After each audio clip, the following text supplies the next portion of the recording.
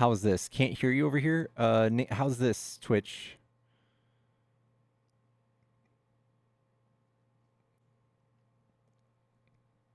Try again. Now you can. Okay, good. All right, we fixed it. Where am I going in 2 months? We don't know. We don't know, chat. Wherever the wind takes me. Whatever my destiny is, chat. If TikTok dies and I'm homeless, I don't know. You'll see me on OnlyFans. You'll see me on OnlyFans. You'll see me on Feet Finder.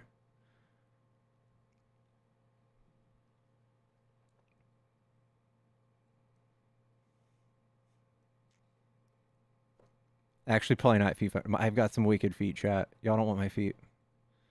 I've got big feet. Big toes, too. They're like fucking fingers. I could change the channel on a remote control. That's even better. Can I spread them? I can grip a baseball bat.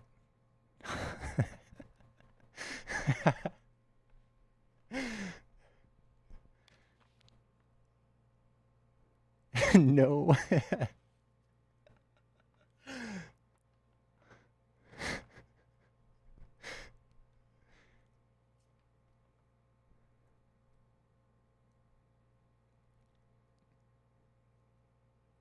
Nope.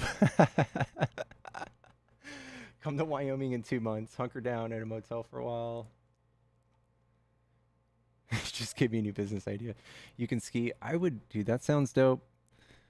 I would love to get some skiing. I want to snowboard because I used to skateboard. I'm pretty sure I could get snowboarding down pretty quick.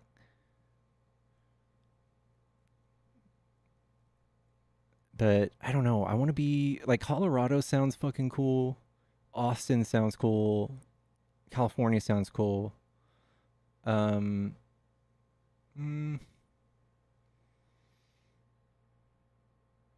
York, maybe. I would be so poor in New York. I'd be so fucking poor. Come to Denver. Don't throw at me with a good time.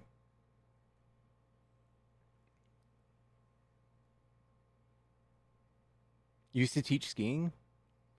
The dexterity and strength required would be wild.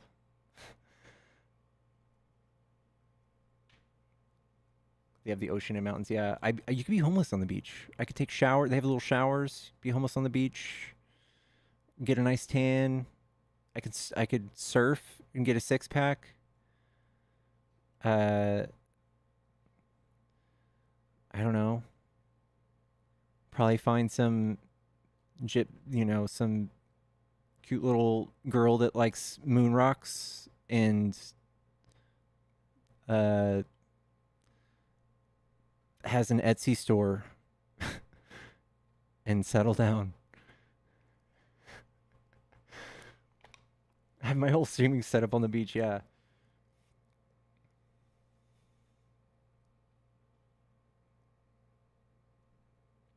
Work on frisbee skills or something? Yeah, I can do that. I'm down.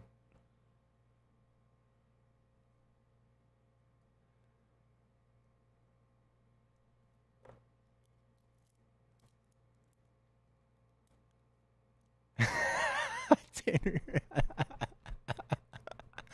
You'll be just like Joe on the beach. Do I like that type?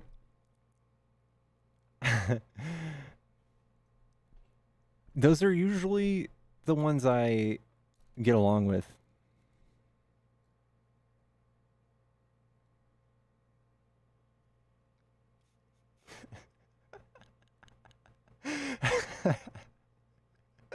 Tanner.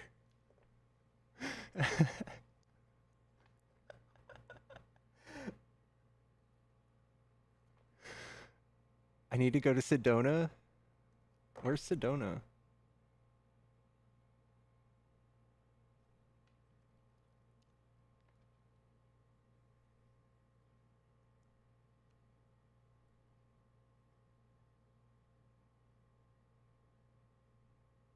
Arizona? Is that where Felice lives?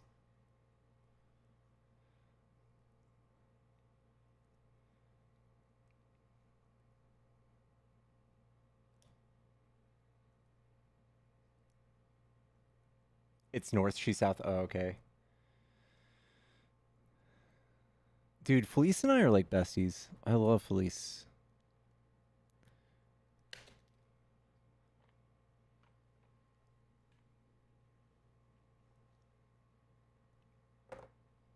Although I called her last night and she didn't answer. I hope she's okay.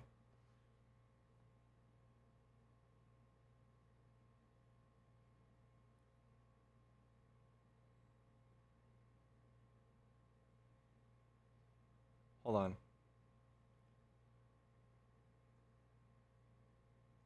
Uh,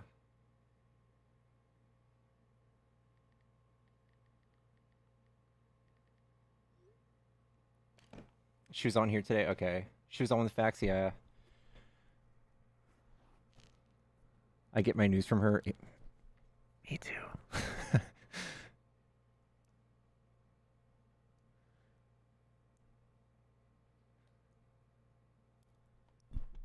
Me too, guys.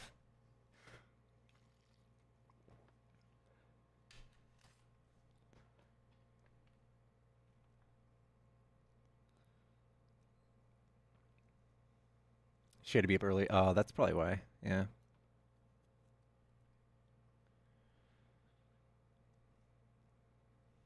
Chat, we might not get debates on this account. Might not get them today. Has it been slow anywhere else? She does have all the best gossip. She has all my gossip. She had all my gossip before y'all had it. She knew. She knew months. Months. Yeah, months.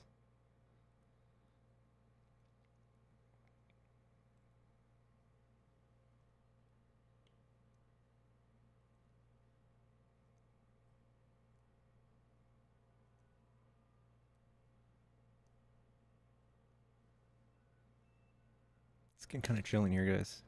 Are we gonna go back to jamming? I feel like if we jam, we're gonna lose algo love.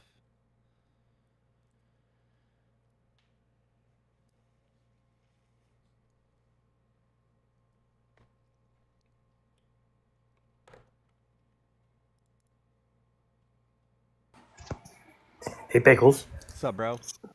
Oh, man, there is one thing I think I want to debate you on, and that because I'm kind of like design blind, Mm-hmm. and I don't think that fonts matter. You don't think that fonts matter? I don't think the fonts matter.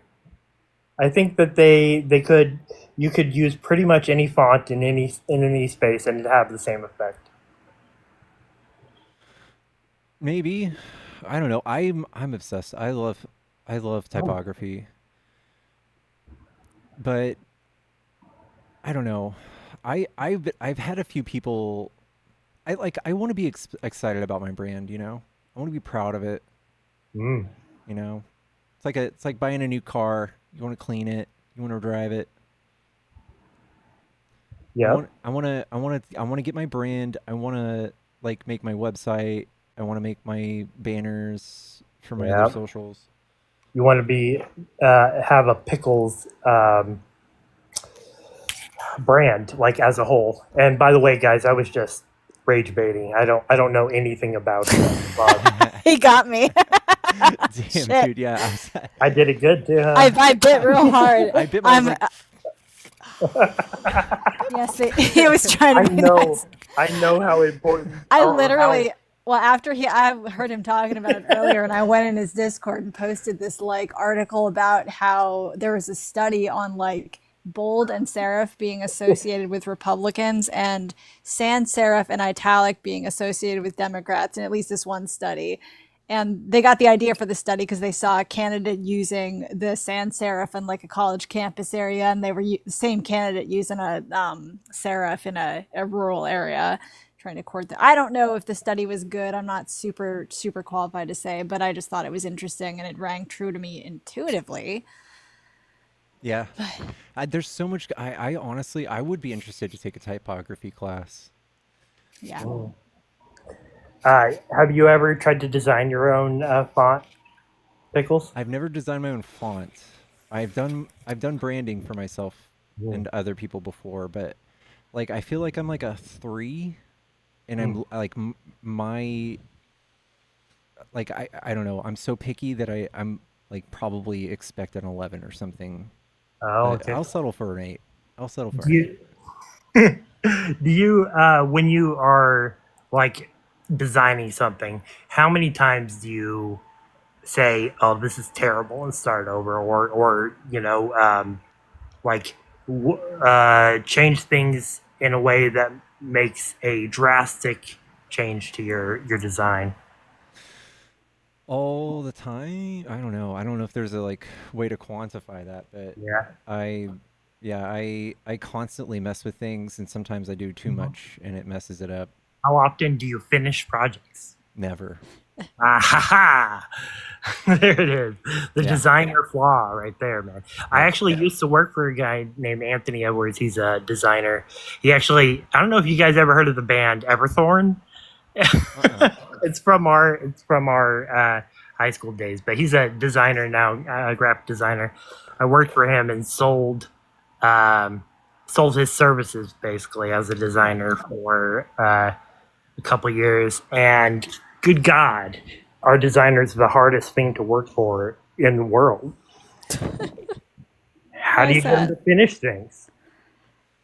Yeah. Oh, nothing's ever finished, but that doesn't mean you can't use it. Right, right. But I have to give it to somebody at some point, right? I'm having that same problem right now. I'm trying to design a guy a logo for his like guitar company, and every time I tweak it, I'm like, "Oh shit, I should have done this from the beginning." And then I send it to him again, but he likes that, so But it's it's all not right. always the designers. You know, the client is like they never know what they want ever. They Yeah. don't, but that's why you have to iterate so many Yeah. times is because they don't they including me, like people will often have a pretty weak ability to picture what they want in their head. So like you Hmm. have to iterate a bunch of times and they have to see it a bunch of times for it Hmm. to. Anyway, I didn't mean to take over with No, font you're No, stuff. good. you're fine. I got excited. Hey, we had to talk about something here. Fonts This is is as good as True. any, this right? is this is the one this is my favorite logo I ever designed. I actually drew, like made this in Illustrator Aw, look at and him. That's actually amazing. He's cute. What's it and for? it was for when I was in AA. Okay.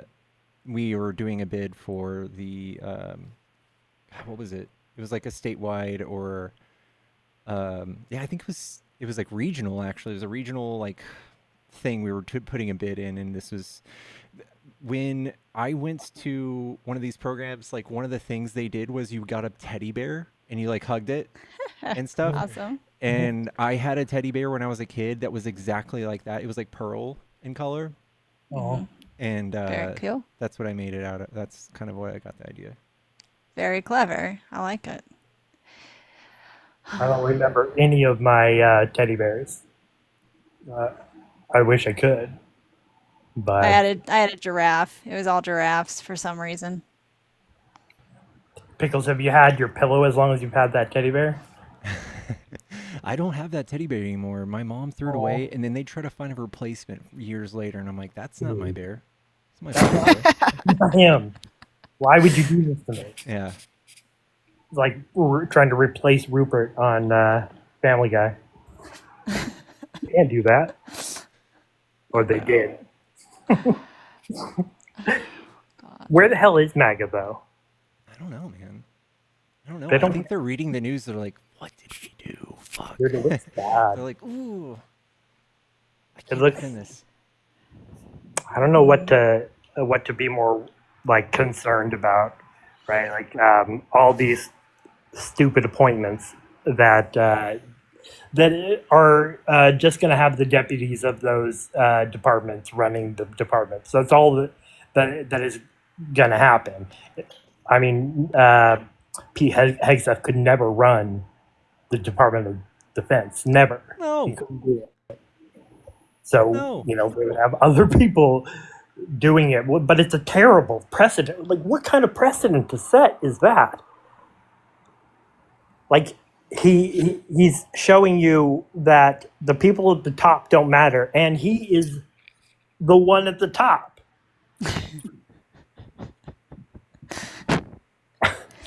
I mean, This is gonna sound really stupid, and I do not belong up here talking politics, but I mean, I kind of think that he picks morons and criminals so that he can have dirt on them, so he Mm, can do whatever he wants with them.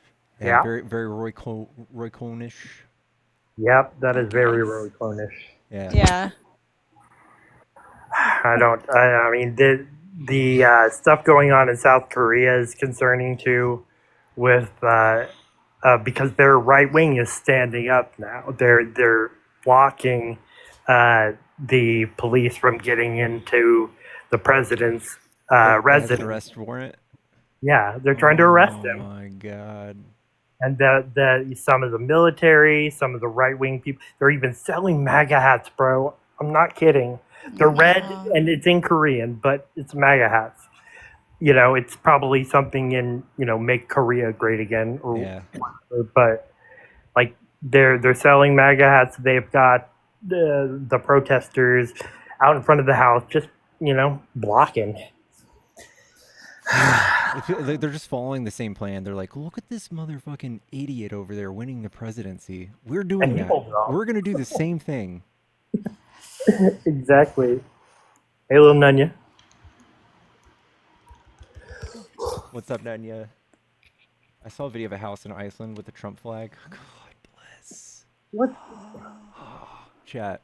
For those of you who missed it, I met my therapist tonight. Oh. She might be MAGA. Hmm. No. And Pickles has got that radar, so Well, maybe you'll have some. You'll get some practice, some further debate. I'm just kidding. I don't know. oh I man. have a therapist who it turns out is pretty Christian, used to be in the military, and both those things are I'm struggling with both of them. I mean, there's good Oh people in the man. military, but he's the Christian part is just and I just don't have any frame of reference for his experience and I'm like, I'm not sure if you're the right person to talk to me. Switch therapists. Yeah, Yeah. maybe. Yeah. Someone else said it too. I don't know. I feel like I want to give it a try, and until something like hits a snag, I'm just gonna keep going with it. Don't hold back. That's going to be important because if you do hold back, then you're no longer having effective therapy. Yeah, Yeah. I just don't know what I would have to share to her that would be exclusively like left leaning. That's what I Mhm. kind of thought about it. But like, I don't know if it means she's like less sympathetic. Maybe she's just, just like most people, MAGA, they're just Yeah, confused. They have half the truth. you can say half, I guess. Yeah. Yeah. I mean, it's only that for me, if I were in your position, it would be an issue for me if like if I needed some kind of solace to bitch about how bad MAGA is, and I needed to do it in a way where it wasn't about me debating, and I needed the therapist to act empathetic, and they couldn't because they were MAGA. Like if it came to that, I would struggle, but usually therapists are trained to be a little bit more neutral than that, or at Yeah. least to present as neutral. I told her, I was like, one thing that I was really hoping I could do, and I said, like, I don't know if you're allowed to tell me, but like, I would love to line politically with my therapist. And then she like alluded to the fact that she's very pro life, and very Christian. I'm glad you asked her. That's actually a really bold question. I Yeah, it like it. took me a I much like it. longer time to ask that question of mine. I finally did, and he came back. He came a little more in the middle than I thought he would, so I felt a little better after that. But he might have Mhm. been lying, though, you know? He for sure could have, and from what we know about, well, I guess we can't say all MAGA lies, but Jesus, do they provide us with a sample size? Don't they? Yeah. So, what about finding a new one? I can very easily switch. Like right now, next week I'd have a new one, but I want to be able to make progress, and like I don't want to have the same conversation with another person next week and have no progress. Yeah. So I just want to be able to come back next week and be like, here's what happened, here's my life right now, and keep going. I just want to keep going until there's a snag, and then, you know. But like Yeah. just talking today, I feel a little better and I feel less anxious, and And to be clear, so Pickles, you're pretty good at handling like conservatives, like the way that they talk to you. You don't feel the fire behind it as much as, or maybe you're just good at hiding the fact that you feel the fire behind it. So maybe having a conservative therapists will be something you could deal with. I couldn't. I couldn't do it. Not at all. You can try therapist who's a social worker versus LPC. Yeah, mine's an LPC. Social worker's probably way more credentials, right? Mm-hmm. Is it? I don't know. No, it might be fine. You're LGBTQ. Yeah. It kicks. I literally just should have put that. I should have just put that. I struggle with LGBTQ, and I would have got a liberal therapist, I think. Good point. Oh, Yeah. that's so interesting. So this is kind of like random, I guess. But I was gonna ask. I haven't heard you bring it up, but there was the group chat that was released, or they haven't released the names, but it's a group chat of over, I think it's like 70,000 men talking about essaying I women. saw that. And I didn't know, when I wondered what your thoughts were on it, and see, it upsets me because there's so many people like myself where we've had multiple attackers, and people want to say that's BS, that's not happening. If you've had, if you're claiming you've had 5 people assault you, that's not true. And I'm like, here we are with a group chat of 70K people participating in this group chat about SA, like actually doing it to women. And that's not a drop of how many are actually doing it, but it's 70K of them openly discussing doing this to women. Instructions. Yeah. It's horrible, and I'm hoping that they'll be able to release all of the names that they can. I mean, I don't know why they wouldn't. I don't think Telegram has any kind of privacy thing where they have a right to privacy. No, they don't. Telegram is basically an open book. Yeah. So, I mean, everything's on Telegram. I don't use it. And anytime someone's like, hey, add me on Telegram, I'm like, who the fuck uses Telegram? I mean, I guess there's people that have legitimate reasons for Russians and conservatives. it. Yeah, like it's a lot of Russians. It is. That is, and to be honest, that's been most of that's the platform they've used for most of their disinformation to push it out. That's just so disturbing. Yeah, I don't know how to like. I didn't hear about that, but I mean, it's killing me to say I'm not surprised. Yeah, that is true. Like, I've been looking for information on this, and like the only thing I can right now pull up is like from Yahoo, and then like Telegram or telegraph.co.uk.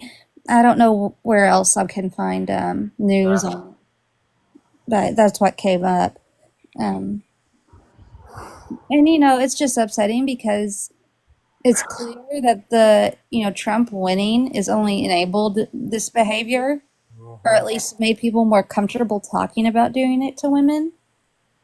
And I'm really worried about the next 4 years as far as that goes. Like, it's just getting started. They're just now getting comfortable saying, well, if the president can do it and get away with it, obviously it doesn't matter enough. So let's do it too.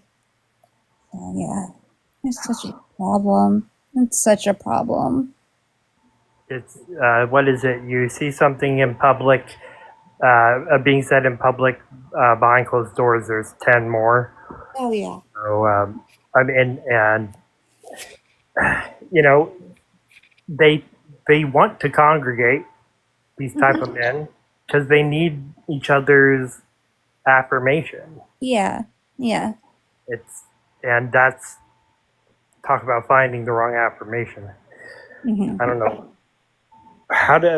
nope. The big picture things always weigh me down, right? Like, how do we stop this absolute atrocities that are going on in America, across the world, but specifically in America, of women being, all the time assaulted, all the time, Mm-hmm. I just don't know what to do, and that's Dude, I have like this big, or I don't know, I have a belief that like right wing ideology breeds that stuff. I mean, I don't know. It's not too I agree. like it's not a hot take, but Yeah. I think that like No. I think that like their culture of like keeping things like a forbidden fruit and romanticizing and like, you know, saving certain things till marriage and all that stuff, like all of these things that warp people's minds about what you're really doing when you're doing the thing. Yeah. Right. Yeah. Mystifying it too much, it just makes it both more tempting and more misunderstood and more and less commonplace, and yeah, makes it both seem more appealing and like more of a sin And probably to them. there's societies like in Africa where like women don't wear tops. Mm-hmm. And Right. like there's even less of that in those societies Yeah. because it's not, you It's a know. perversion, Yeah. and it's always sexualized or smexualized. I don't know what TikTok's going to be mad at today, but yeah, it's the fact that the over sexualization of women in general. It always goes there first. That's the first thing it seems like I see on comments on Instagram and stuff. It immediately has to go to, well, there's sex appeal or yeah, something perverted. It's always something perverted. That's the first thing that pops up. Yeah, there's still like 10 years back talking about like women getting the kitchen, you know, like that, they think that's funny. real. Hawk 2 is still funny. They're just catching on to that still. Like Have you guys ever heard of a podcast called MAGA? It's a satire of a mega church, and it's an improv that these two people run, and the commentary that they do through the satire, and they have like comedic guests on to participate in improv. It's pretty brilliant. I think they were at least one of the couple that runs it was raised in a church environment like that was really conservative, and so obviously they're really on point with it's hilarious too. I like satire. I do. Yeah, man, that sounds light, good. ring light or no ring light? I just realized I didn't have it on this whole time. Is it on now? It's fine without it. Sure. I don't actually know. You probably shouldn't take my opinion here. Chat, it's retinol time. Right all time. Chat, find you a man with a skin routine. Yeah. Time to cry. I can't believe we said that at the same time. That's crazy. I didn't know. Literally the same time. Time to cry. Yeah, once a day, every day. Yeah, we like seeing people cry. Look at this, Pickles. Look at this white cry. Stare right in your Hey, eyes. I fucking after this, I'm turning on fucking Bright Eyes and crying myself to sleep. Oh, that's a good one. Bright Eyes, yeah. Bright That's a Eyes. good Oh one. my god. Yeah, man. This is so depressing. Kitten is such a purr. She just cute. She's like a little motor. She doesn't stop. It's so damn cute. Oh god, it's killing me. She's so cute. She's so cute. You guys, my office has a how many days since one of us has cried in the office counter on the wall. In the office? We should have that on your stream, Pickles. Right on stream. 0 days since crying. That'd be hilarious. Just get a little tally. Or like 0 days since a runner or something. Yeah. One of Oh those. yeah. KPIs. Like we gotta know how you're doing in these areas. Are you making people run away? I don't think he gets as many runners as Parker and Dean and them. For sure not. They're scary on purpose. Yeah. And Pickles is just a nice guy. Like that's Depends who you the ask. thing. Depends on who you ask. Right. Well, I guess there is somebody out there that's of that opinion, and probably some of your friends from high school. I'm assuming. No, they Can we're you all hear? cool. Oh, Can you man. hear her? Listen. Aw. Yes. Oh, wow. I love it. I love it. Good. I don't know. Like, is anyone experienced with pet insurance? No, but I was thinking about it. Nobody here. Anybody Yeah. here? Yeah, You like are? 30 like if you go to PetSmart, they have they have a tiered plan. It's like 10, 15, $30 a month Mm-hmm. and it covers a lot. I would Really? check it out. Okay. Yeah, because like I'm going to take her to the vet next week because she's got some kind of allergy thing going. I mean, she's sneezing constantly. It's adorable, but I know it's got to be, annoying. But I've never thought of a cat being allergic to things. I always think of being allergic to the cat, but she's No, got they some. can. They Roles can. Yeah. reversed. I need to get Pickles on insurance, honestly. I need to get my dog on insurance. She's like 11 now. She's about up Yeah. there. Oh yeah. It gets costlier as they get older. So. Yeah. Yeah. Well, I'm gonna let you guys go. I just wanted to. I came up to talk fonts, but this is a nice place. It's a magnet for nice people, and the magnet works even underwater. So, There you go. Lies. Alright. Liberal Thanks, lies. Ricky. Those damn magnets don't work underwater. It's don't. witchcraft. I've been told. Magnets have always been like super fascinating to me, but then I realized that you can't make them. So I tried. It's a really dumb story. When I was in high school, I thought I was going to be a scientist, and I tried to. You guys know how to. So to make a magnet, you have to charge it with a certain amount of. You have to have a magnetic type metal, like anything that will hold the magnetism, and you charge it with a certain amount of flow. And then it's been a long time since I've done this, but I basically electrocuted myself with the house electricity. That sounds great. I once put liquid paper on a bee and it died. You put paper on a bee? How did you even? I'm sorry. How did you get the bee? No, I'm just kidding. That's a quote. That's a quote from Step Brothers. They're talking about R&D, and they're like, we put liquid paper on a bee, and it died. I haven't watched that in so long. It's a really good movie. I need to watch it again. Will Ferrell. Speaking of bees and science, I learned something kind of interesting, which a lot of people probably already know. Maybe I'm late to learning this, but bees, or I guess maybe it's all insects, but I know they were talking about bees, like generate static electricity type of a thing. And so when they go to a plant, the pollen will just attach to them. And like the pollen is charged, the plant's charged, the bee is charged. And the pollen attracts to the bee. So it helps the bee carry more pollen than it can actually just hold, I guess, on its own. And then if a plant has been recently visited, it has to recharge. So if it comes to it and it doesn't, and it's not charged, the bee will just go on to another one while that plant restores its pollen. I was like, look, wow. That's Charging station. That's really cool.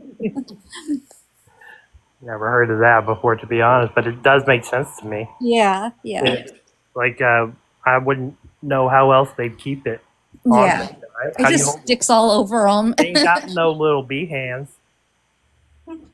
As far as I know, just legs.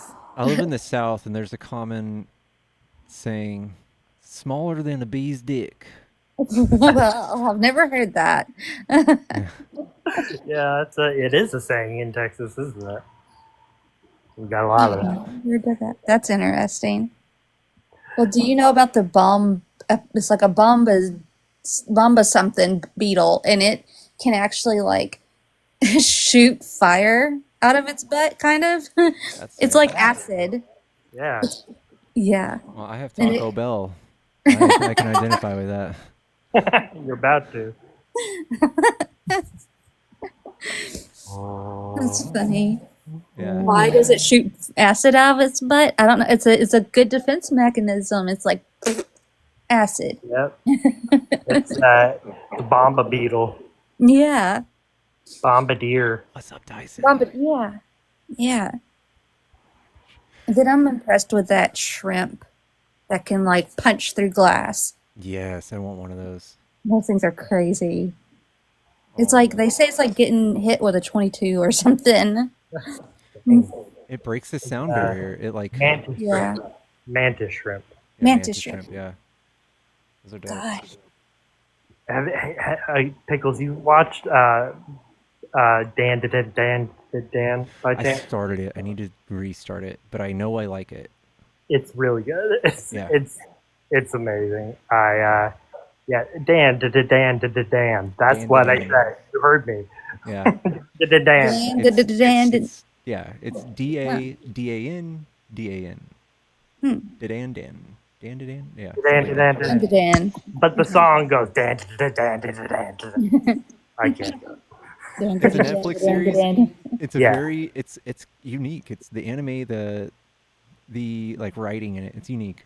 It's good. Very unique. Yeah, and not shy writing, and I appreciate that type of writing.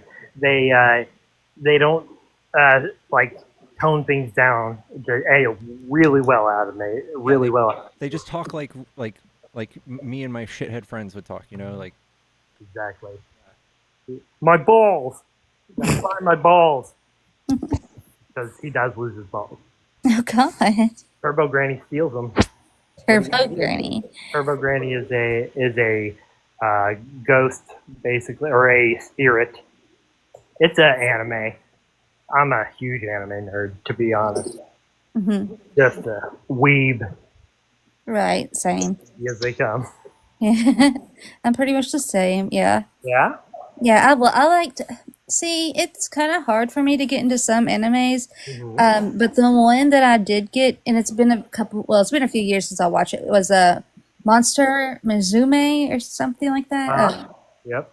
Where like every woman is, or these women are all different, Yep. octopus or snake or whatever, and I thought it was really cool. It was really interesting anime. I liked it. It was funny. It's really funny. I mean, Death Parade's a good one, too. which one? Oh, Death Parade. Death Parade. That's what Ruger was saying.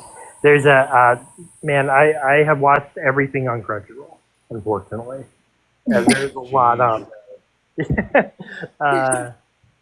It's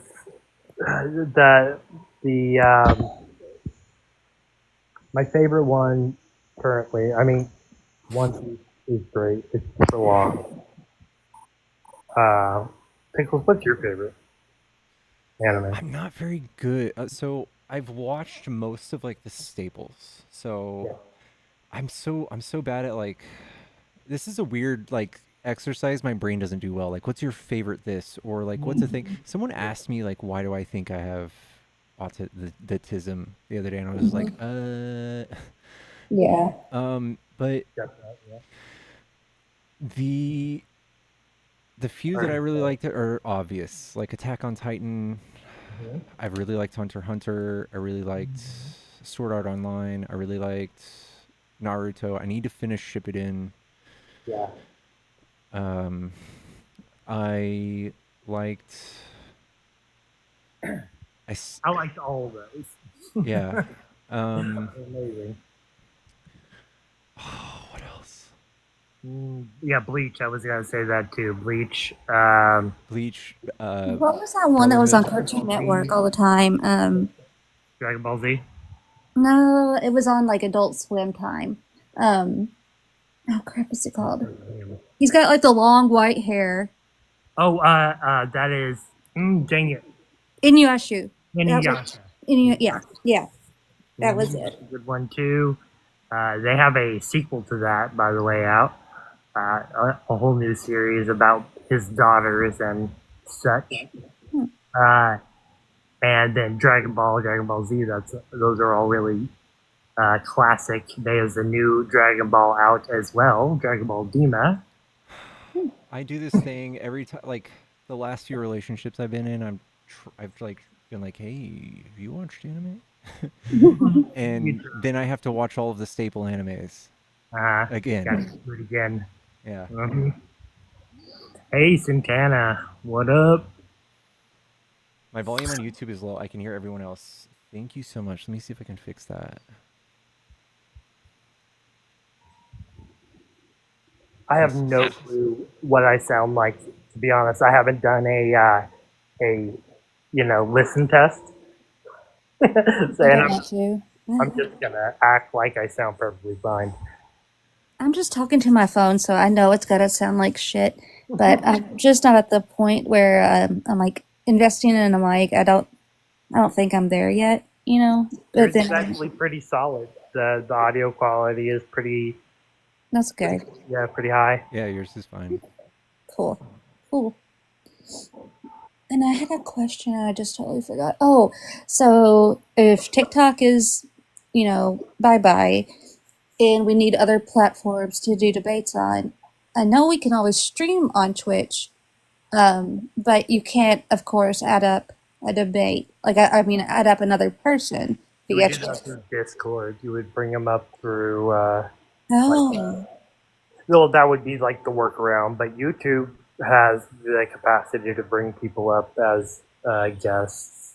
Do they? see, like I've Mhm. modded for Harry on YouTube, but we haven't done anything like that yet. So like, I didn't know how that worked, but okay. I don't know how it works either. I but think know you can they have do it.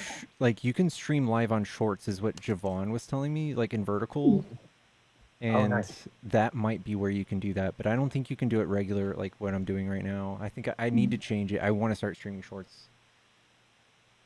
Yeah. Like TikTok makes me so mad, and especially with their moderation. They make too much money to be so bad with their moderation. Being unfair about it is what I'm mostly talking about. But I just really like the format, and it's so easy to use as far as adding guests. And so that's what I'm going to be upset about losing. At this point, looks like we're gonna lose it. Yeah, it's inevitable. I don't like to. I'm like, maybe there's hope. No, there's not. There's nothing we can do.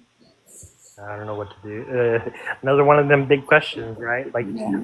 I've spent I basically dropped all social media and have been on TikTok since like 2018, I guess, Mhm. and for 2019, I'm not sure, but so I don't really have anywhere else to like go technically, but I don't have like a following or anything. I just have people I follow. Yeah. So, I guess I can pretty much go wherever I want. Yeah, same. Pickles has to go somewhere accessible so we can reach him. Yeah. Like we're expecting to be able to find you and be in touch with you, Pickles. I know. I have abandonment issues, chat. Please don't leave me. We won't leave you. I do too. I do too. I'm Hey trying guys. to Hey Pickles. What's up? I'm sorry, chat. And by the way, I am trying to figure out my audio issue. I'm figuring it out. I don't know why it's slow. Are they saying on YouTube it's bad? Yeah. Or About the TikTok ban, real quick, just to remember, all it is a ban on distribution. It's not like the app is just going to collapse.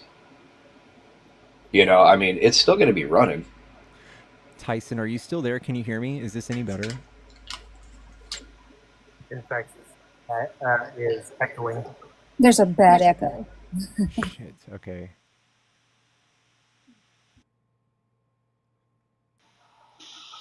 Testy. 1. Chat, this is too complicated. You guys have no idea. This is so hard. Here's one soundboard. Here's another soundboard. And then I got a third one.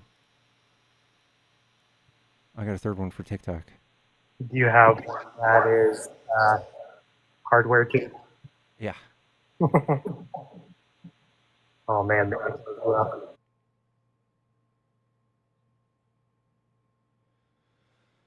This is the routing, and it shows that my fucking chat mic, my mic hits all of the lines in the sampler. And then when I doubled it up here... Oh, I know why. Audio input capture default chat mic. How does this sound? It's still good for the audio's fine on YouTube for Tyson. Giggity test. Yeah. Still echo. It's a little better. Maybe not. Test, test, test, test, test, test, test. You're not a. We are. Yeah, it's just that. Just not for guests. Crazy. Guests echo and I don't. I'll move the froggy sometimes if that helps. Okay, now I get it. I know why. Okay, so that's undone. Guests won't be echoing now. Hello? Okay. It's good. There we go. Yeah, I think that fixed it. There we go. So, but using a VPN, is that going to help at all with using TikTok? I heard it wouldn't. It can. Like the but- majority of people in the United States aren't going to get a VPN, so it's going to Yeah. slowly die out. True. I'm on one. I have one, but I don't always have it on. You I've tried to can. use it for I use Netflix. ExpressVPN. It's really cheap and they don't log. Yeah, I don't use VPNs unless, like, I need to change my location for some reason, which that would be effective for this situation. Yeah. But it's I'm not really like I would dox myself. You know, I'm not worried about any of the things that are in my content or like I try to live completely open. You know, Yeah. nothing to hide here. Well, with Netflix, I know at least with Netflix, when you can change your location, you can get access to different movies and shows. Yeah, you can. That's the only reason I have one, but it's like one of those free ones. Yeah. And so I don't know what the difference is. Like, is it really worth paying for a VPN? Depends. It affects us. What do you think? Absolutely. 1000%. Free VPNs? Okay, just to give a quick breakdown here. The whole reason to get behind a VPN is so that you have privacy, right? I mean, it Yeah. basically masks your identifying information in their identifying information that they make requests based on your behalf. That's how a VPN works. So what you want is a lack of accountability. You know what I mean? Accountability means a paper trail. And so you want a company that is going to guarantee that they don't keep any kind of logs of your data traffic. That's a big damn deal in VPNs. And it really only boils down to the paid services. There's ExpressVPN, which is the one I'm on. One that starts with a V. I can never remember the damn name for it. But they're not horribly expensive, but they guarantee privacy. Okay. That's the important part. Right now, I'm in Chicago, quote unquote. I can be in Beijing, China in 30 seconds. Right. Impressive. Yeah, I mean, it's got a huge variety of different locations around the world that you could go through. And sometimes it is just fun to, Netflix, for example. If you go to the Australia version of Netflix, you get the broadest catalog of their selections No way. anywhere in the world. Yep. So that's the best place to say you're at. Cool.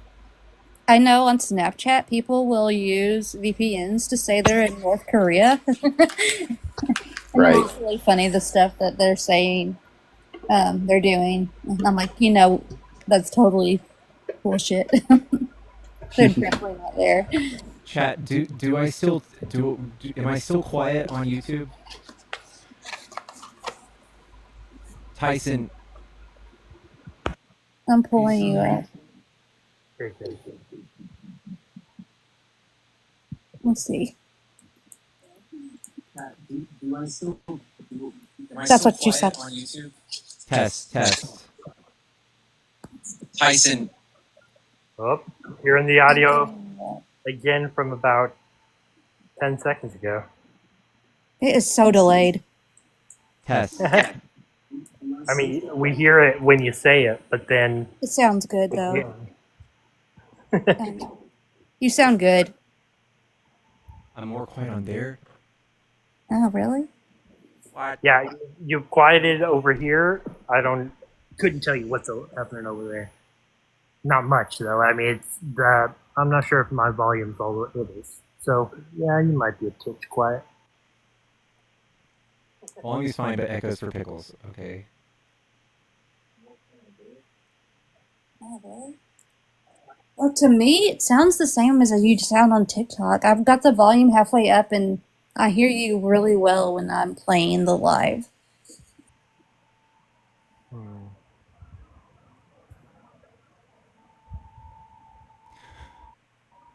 Oh. Oh. Okay. Boom. Boom. You guys chat- want me to tell you a crazy story while you're doing this? Hold on. Chat, how's this? Tyson, how's this? Run with it. You get to work for TikTok. If you get to work for this is wild. I'll reset. That's- Damn. I'm on my daughter's iPad, and that's my stepdad. So Kind of quiet and echo. Echo 2 now? That's impressive. Because Yeah. you're doing all the stuff. I'm on my daughter's iPad. Like I can't even hear Cakes now. I can, just barely. How about this? Disabled. And then disabled. You can check.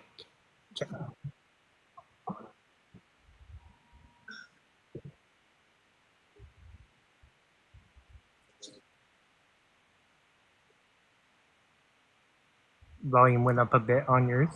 Test, test, test. There's less of a wobbly sound on YouTube. Just have Yeah, you're people sounding reset good their here. stream.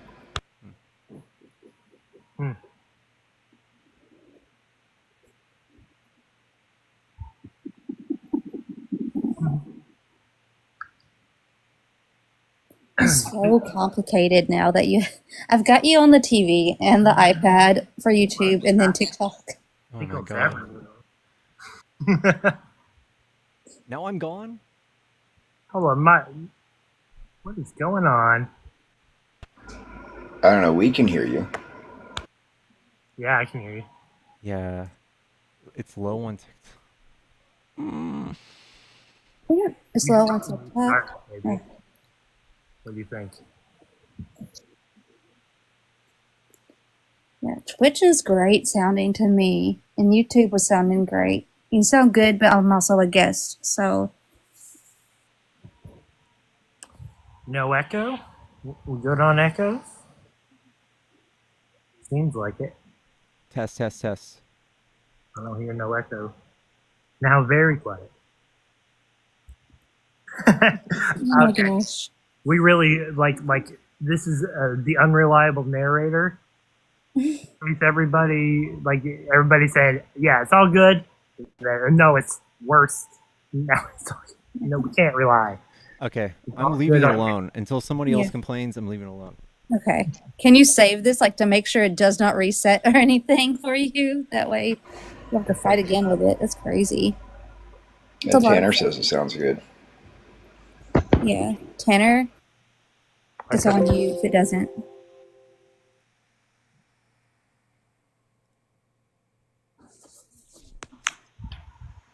There you go.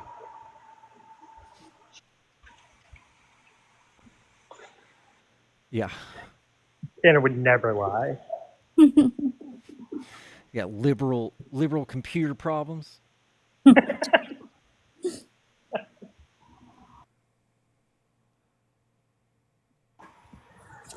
So you used to do gaming mostly on Twitch, is that right, Pickles? Facebook. Facebook gaming. What? You're lying. No, I was partnered with Facebook. Oh, wow. Stone Mountain. You and Stone Mountain over there, huh? Me, Stone Mountain, Darkness.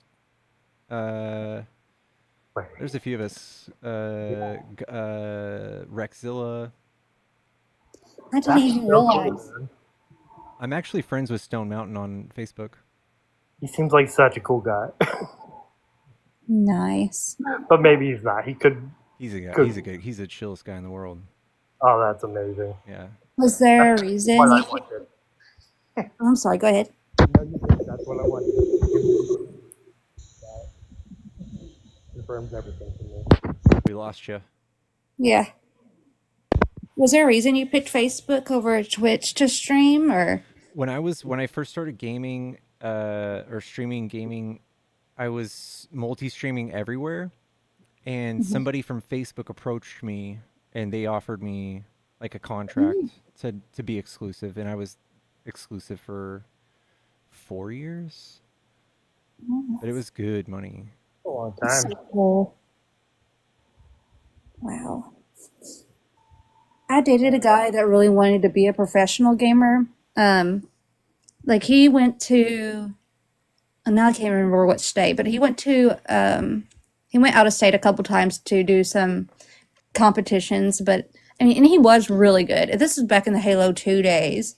Oh, He just didn't. He didn't stick with it. But I always thought that must be amazing to be a professional gamer. But it's even better when you're a streamer doing it because you have a little bit more of a relaxed. You make more money as a streamer than a professional, like a pro gamer, depending on the prize pool. Like some prize pools are like millions, but you can make even more. It like like consistently as just a content creator. So like the dream would be like be a pro gamer, be recognized, then become a content creator, and people will follow you. Yeah. But yeah, it's fun until you turn gaming into your like you really do not like. I was not happy with playing the same game over and over and over. And it was like a type of game and a demographic that didn't ever want me to change my game that I played. And even more so, the game that I was playing contracted me to play that game exclusively. So I was just fucking in a prison of gaming for 6 years. was it a first-person shooter? Third, yeah. Oh, third-person shooter. What was it? Huh? What game? PUBG.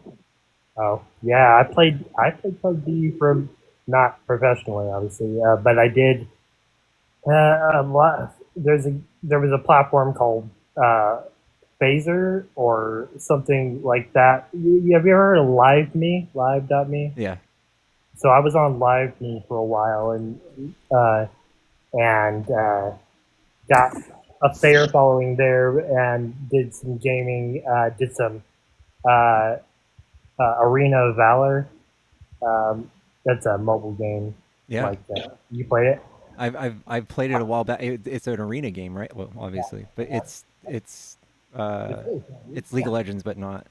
Yeah, it's League of Legends, but no. But I had a lot of fun in that. But it's been a long time since I played any games.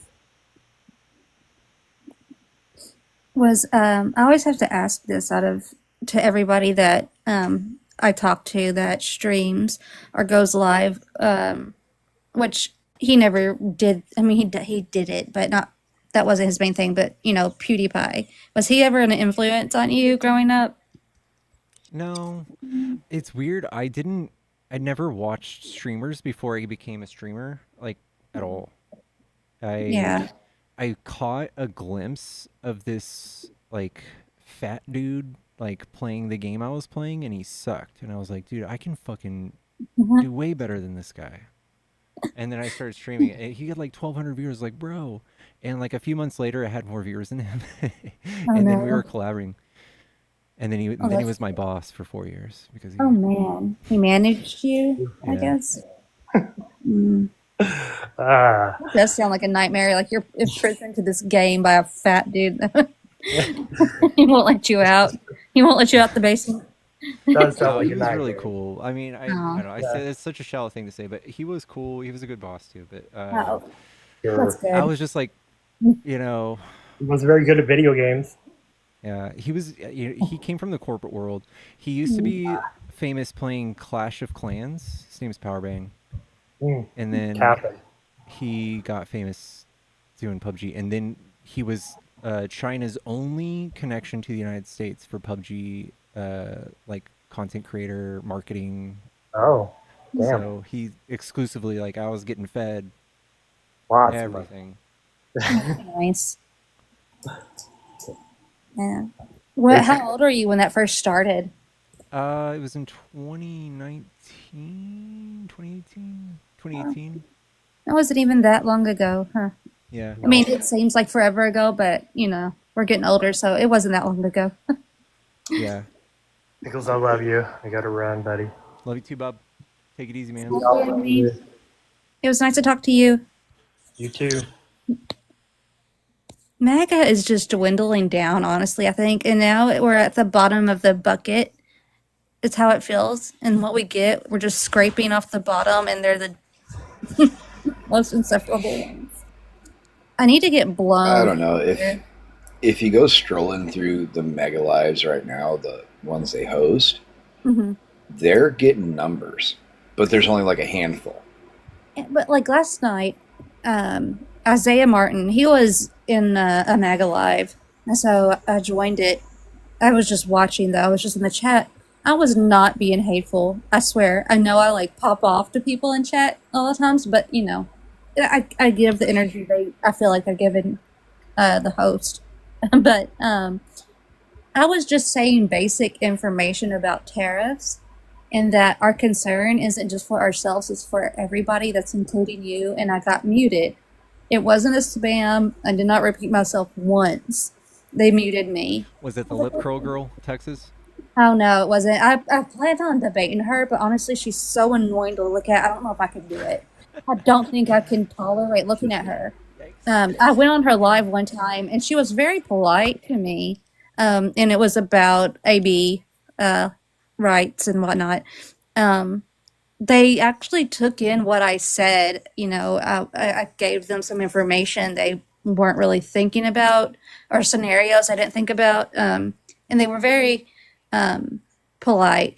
But I don't want to be polite when I debate because of all the stuff she puts online, like her attitude about women. It's really bothersome to me, and she's got so much arrogance since gaining popularity for that god awful thing she does with her face. And she's doing this intentionally. It's not natural. She's purposely now forcing it. You can tell. She has like a bad tooth. She's just trying to hide it. It's like when your dog gets her teeth dry and they stick on her lip. But I feel bad because she was nice, but if she went back to her videos and saw what I commented, she might not be so nice to me anymore. What is that? It's an empty Zin can. No. Who is this person? Her name's like Texas something. It's called the original Lip Curl Girl. She followed me. She might be watching right now. Oh no.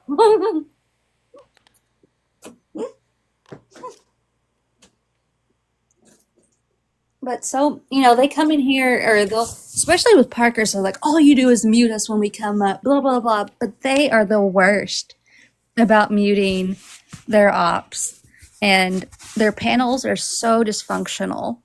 Yeah. Like, you don't get a word in. And I would love to go up and talk, but I know I would just be overran or blocked or muted. And so it's just an echo chamber, as all their lives really are. Yeah. They've gotten afraid of us. And so they go together and just hang out in their own lives.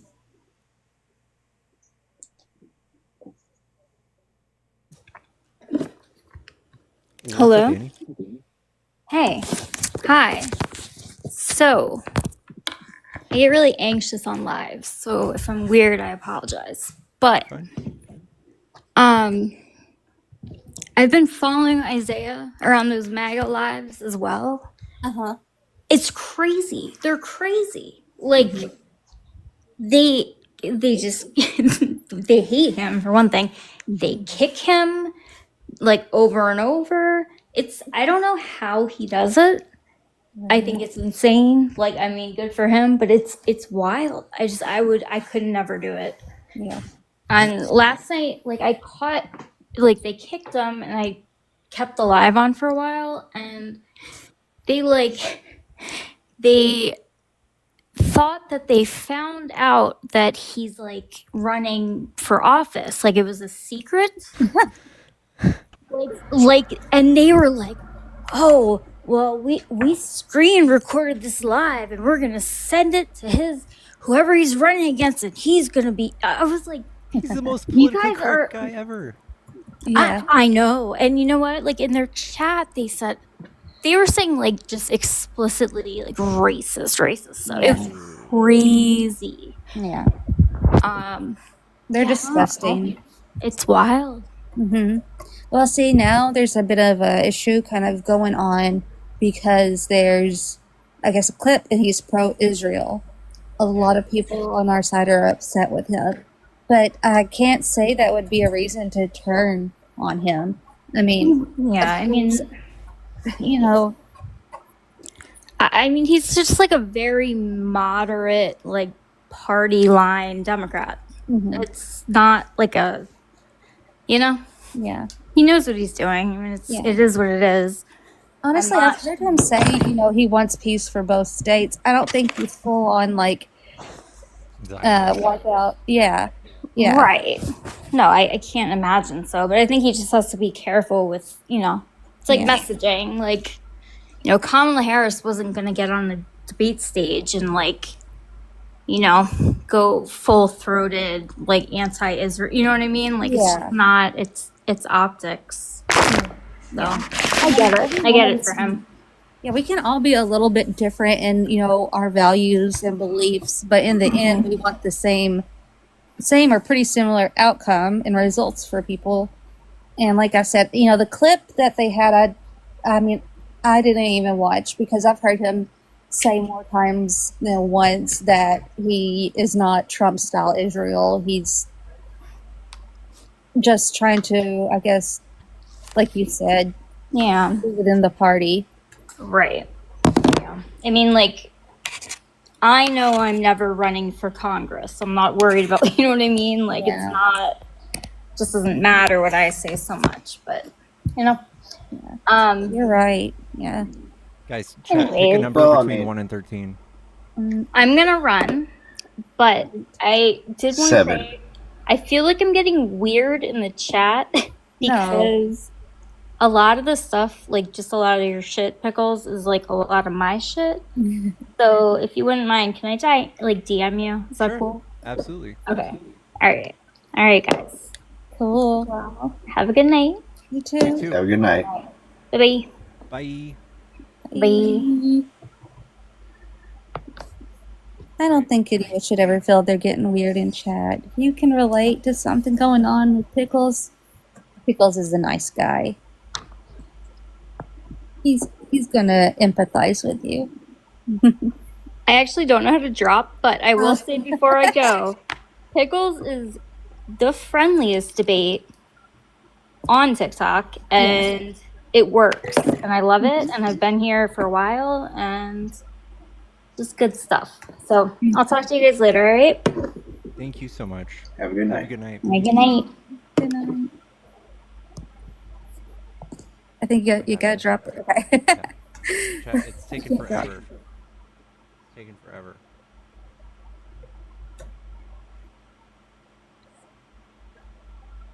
Oh, what do we got? 8. Ooh, guess. Oh, I got 8. I guessed 8. I said 8. Did you? Yes. I said 8, and then I think you said 7.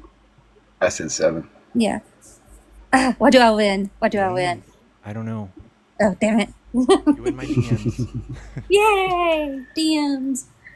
You get a DM. You get a DM. Could have changed me. You gotta look at what's happened though lately. Up until now, if you only know a surface level of like Trump's first term, there's something to be argued and debated. But as soon as you get into the facts, that kind of tends to melt away. Mm-hmm. But now, I mean, even the surface level is fucking terrible. Yeah. I mean, it's a shit show. And they all see it. What are they going to argue? It's hard to see them defend Trump in any way, really. Well, at this point, I don't even think they're defending Trump. They're defending themselves. Yeah.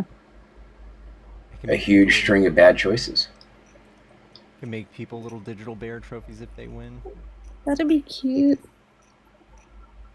Well, you know, a lot of it now I see MAGA saying, "Oh, well, he was joking. He was not serious then. Y'all don't get sarcasm. He was joking when he said this or that."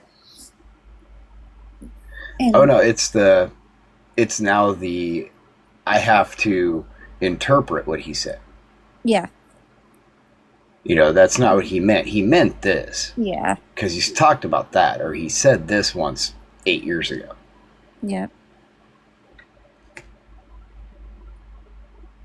Propaganda is very powerful. I agree. Mhm. Like I feel like they've been defending this for so long. They just they have to. Like they have to start thinking in a way that saves them from embarrassment or shame. Yeah. Like, honestly, if I had a MAGA person say, "Man, you know, I was wrong.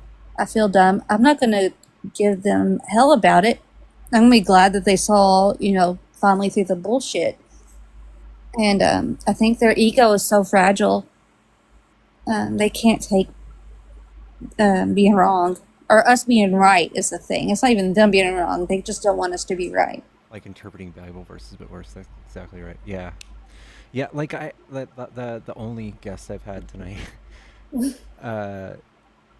like she was very determined to like win the argument. But when we were out, like when she was in the comments, like, she was like, "It was just a conversation." Like if she thought it was really just a conversation, you wouldn't be like, "Oh well," you know, and throw your hands up like that. Yeah. You would be interested in hearing more. Yeah.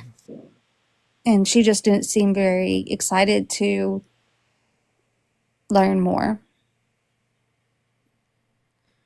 Yeah.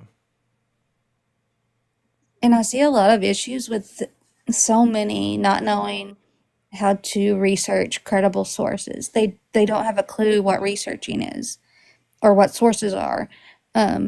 Like that cupcake guy, he would continuously say Fox, a local Fox channel was his source for everything. And I'm like, where did they get the information that you're hearing about? You know, and he would just say, just listen to this news, and he would send the news link or whatever. And what was it? Oh, today Parker had a guest that was arguing or claiming that we say Google is the source. He does, and they kept saying, no, it's the search engine. And he just refused to say it was anything but the source. Yeah. Like, no, that's not how it works.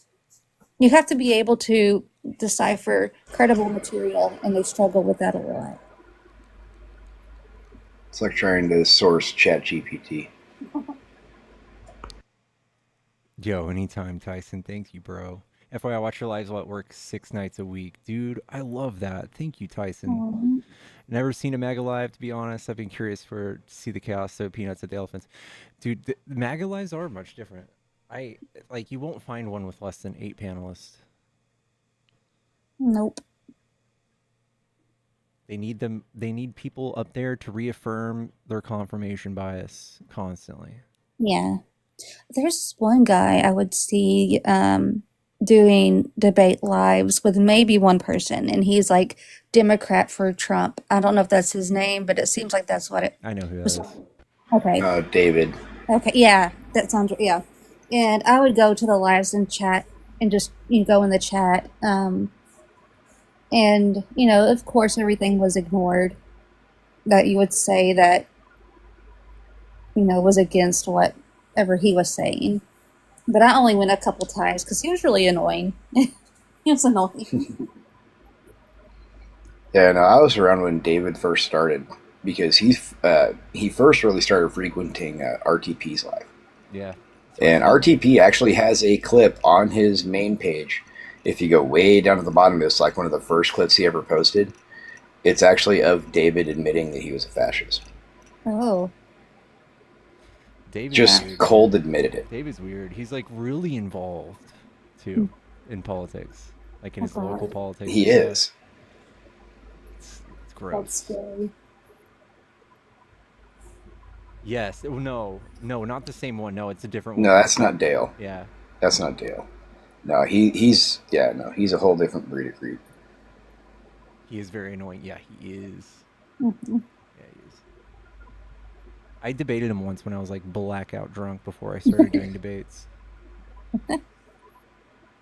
And you won, right? That's how I remember it. I think I did the same. Where else did I go? There were a few nights where I was just blackout drunk. I was like, I'm debating MAGA.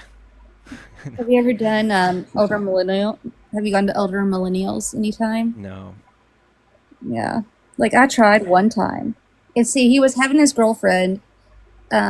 She was doing the debate, but of course he was right there beside her, and I tried to debate on the AB topic, and he just right away slammed me and kicked me from the live. I was like, "What the?" Like I didn't know what to say. It just really was ridiculous. Like me and her could have had a conversation about it.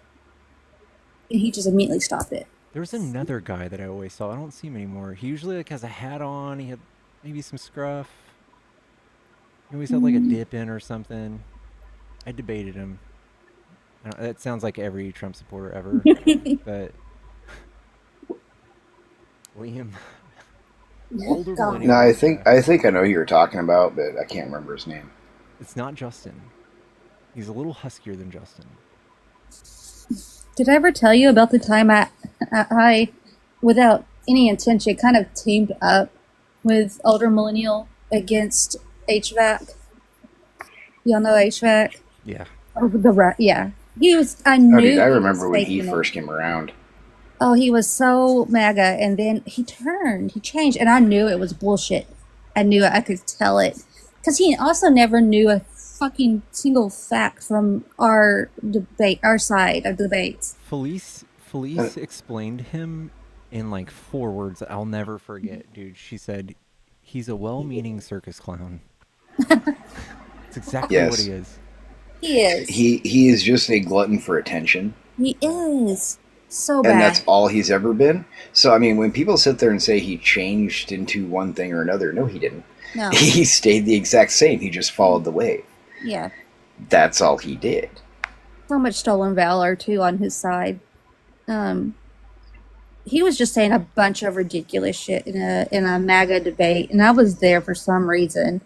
And I was saying something, about him, like you're making us look bad, is what I think I said. It's like, you're making us look bad. Like, you don't know anything about what you're talking about right now. And like the stuff he was saying it'd just not be something you would typically hear out of any left side debater. And and older millennial was like agreeing with me. He's like, there's Kix there, and she hates my fucking guts, and she's even calling you out. And so it was just kind of funny. But after the election, he went around to Chris, Harry, all their lives, saying, you're the reason we lost. To all of them. Like, you're the reason we lost. It's all bullshit. You caused the loss of the election. And yeah. I was like, you piece of shit. You don't care about anything. Just yourself and the attention you get. To explain, I remember when Jeff was first, when people first started seeing him amongst like the decent creators, it was when Priscilla Gonzalez first started really getting onto TikTok lives. It was before Ethan and Jay joined up with her. And it was late one night. Jeff came up on her live and weirdly was sitting there. He drank way too much that night. And he was going back and forth between, oh, you know what? You are just beautiful. You are just amazing. You're such a nice person. And then she'd call him out on something like Priscilla tends to do. Oh, you're just a bitch. God, you're just so hateful. You're just a bitch. God, how can you be so ugly? And then 30 seconds later, gosh, you got pretty eyes. That was my first experience with Jeff. And I have held that standard to him ever since. Yeah. He's not I just don't You think know, he's so a good person. I mean, I thought maybe he could be a good person, but after when he made his rounds, just talking absolute horrible shit to the guys, um, it's like there's nothing that he's doing for the better on this app. It's just hateful rhetoric now that he's spewing. Yeah, I feel dirty that I did a few lives with him. I think two. I feel dirty. Mm. I oh want yeah, to you like him did, didn't too. you? You would have been guested while you hosted, didn't you? I like want to like him too. Like he's one of those guys. Like I have a dynamic of like friendships with those kind of people where like I can kind of be a asshole, but like in a funny way. Like he's that kind of guy. Like if I knew him in real life, I might be able to hang out with him a little bit. But I don't know. I don't think he's a completely horrible person. I mean, I've been there. I've been an alcoholic. I mean, I am an alcoholic, but so I sympathize with that. But yeah, whatever political views he has, I don't think it's a product of being smart. No. No, you're right about that. Like I've not spoken to him enough really, or maybe not even watched him enough to say full out he's terrible, but I don't like him. And maybe he can redeem himself somehow. But like I said, when he first said he changed, I thought, oh, maybe he's cool. But I think it's just all been pandering is all it's been. I don't even know. Like pandering is such an evil word. Like Candace Owens is pandering. Like Yeah. like Nancy Mays is pandering. But he was like you enjoy doing this and then getting gifts. Like it's fun. Oh yeah. And like for people to be like, "Ooh, this is working," and then continuing to do that, I guess that is pandering. But like everybody's doing it that way. Well, the way If anything, Jeff was pandering to the spectacle he created. grifting. Yeah. That's, I mean, how can anybody deny? I mean, his show worked. Mm-hmm. It got a ton of views. People were interacting like crazy, and we got to see a lot of our favorite creators. While I will never say that he had, good intentions in mind while he did it, I don't think he ever really acted like he did. Yeah. To him, it was always about the views and the clicks and the gifts and everything. That, no offense, that was pretty upfront. Yeah. It was the spectacle of it all, and that's what made people tune in. Like I don't even, for me with him, it's like I don't think he was doing it for the gifts and stuff. I think it was just the attention he would get from it. Oh yeah, I mean, don't get me wrong. The actual monetary amount meant nothing. Yeah. I mean, it was all about the attention. It was all about him being the center of the show, and he liked that. And I don't know. I mean, in a weird way, how can I actually sit there and say that that's wrong? Yeah. People tuned in. Does that make him any less of an asshole? No. But sometimes people like to tune in to watch an asshole. I mean, look at Trump. Right. They really do love assholes. And I mean, right. I can't say I don't. I mean, I love, an asshole that's an asshole for the right reasons, Yeah.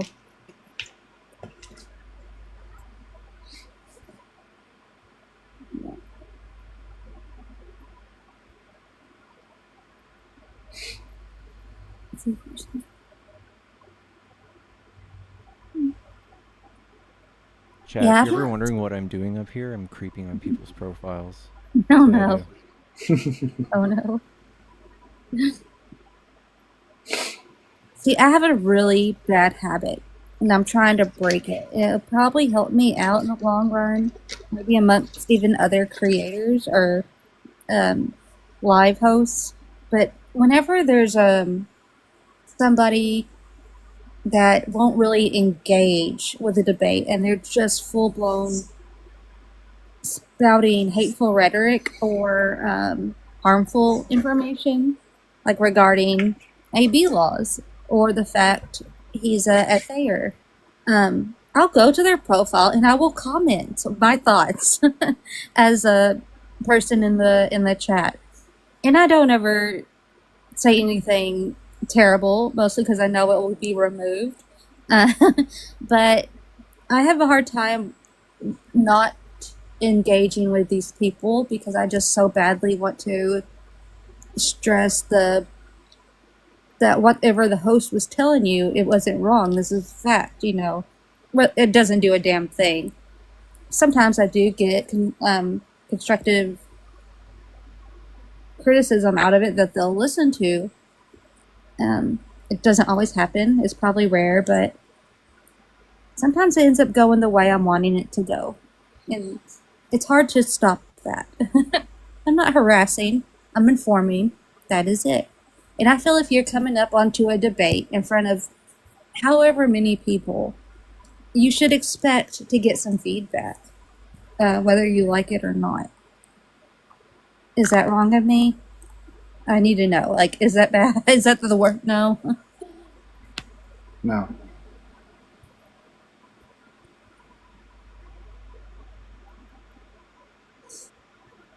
No, sorry, I'm also distracted. It's okay. I get so badly when I have these type of conversations with my grandfather, and it's just never going to happen. And he's the type that you start talking, he's like, he just tunes you out. He won't get into it. Or he'll just get so upset if you ask a question like, hey, what do you think about this going on? And it's immediately defensive. And I see that with so many, basically all of MAGA. They're very defensive.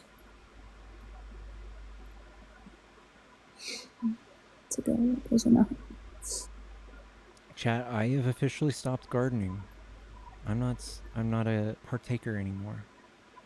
You're looking at stone cold sober pickles. Has that been really difficult? No, it's been okay. It's been okay. If you were here, I would share. Yeah. See here, yeah. Kentucky is, they finally got it for medicinal purposes. Well, is it just medicinal now? I'm trying to remember. But I know for at least medicinal purposes. And they're... Nebraska voted it. Who did? Nebraska. We voted it in. Damn. Cool. We voted it in for medicinal purposes, and we voted in a committee to help to regulate and set everything up. Yeah, we are in the process of having places to get it. We don't have anywhere to get it right now. We have to go across state lines to Illinois, which I haven't been doing it. I haven't in forever. But I know how helpful it is for so many people, so I'm glad that it's going to be available. What's kind of nice is for right now, for the last, I'd say, year and a half or so, and one of the very few things that he did was one of the, what was the name of that bill that was passed under the Trump admin that opened up cultivating hemp. A few places in a few states have used that to get around things to be able to sell Delta 8, Delta 9, Mm-hmm. and selling THCA products. Yeah, Which THCA, it's the same damn thing, it's just picked early. Mm. It's literally the same thing, and as soon as it's burnt or baked, the THCA breaks down into standard THC, and it's the same shit. Yeah. It's just a legal loophole. And so we've got a shop in the town that I work in. I go in, pick up about $40 worth of stuff once a week. I get my gummies, I get some flour, some dab powder, and I'm set, and it's legal. I do not have to worry about cops smelling it outside my house. I don't have to worry about carrying it. Mm-hmm. No prescription necessary. Yeah, I gave all my stuff to my mom. I was like, Mom, I have 20 G's. Do you want it? And she's Oh like, God, "Yeah." I tried talking my mom into trying it for 15 years. Could never get her to try it. Yeah, the 2018 Farm Bill. Thank you. Yeah, I gave her 20 G's and I gave her a fucking like a $400 badass piece. It was like an electric smoking device. Is this to I have be a $22 healthy? glass pipe. Yes. Wow. That's all I need. Pickles, is it like to just be healthier overall? Yeah, To kind of fresh start? I'm 36. I need to sort my fucking life out. I hear you. I hear you. For sure. It's, I don't know. It's not easy. It's not. The older you are, it's definitely, I think it's more mentally um, frustrating when you're older and you realize I need to get my shit together, you know. But it's possible. It's definitely possible, and you're gonna do it. I mean, you have your shit together. You've got your head on right. So don't fool yourself. I have fooled all of you. Oh yeah. Yeah. I really don't. I'm I have like I have serious, very serious ADHD, Mm-hmm. and I think I'm on the spectrum, but Yeah. I don't function like normal people. Like when I'm off stream, Mhm. I'm gonna look at 3 trash bags of clothes that have been sitting here scattered out in front of me, and I'm gonna go climb over that and go to sleep. And I'll probably do Yeah. that for 2 months until somebody tells me, "Hey, pick it up." Like I don't Mm. do anything. Oh no. I can't plan. I've never planned a day in my life.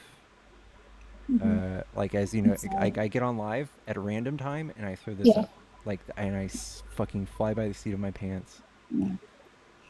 And You do it well though. I don't make VODs.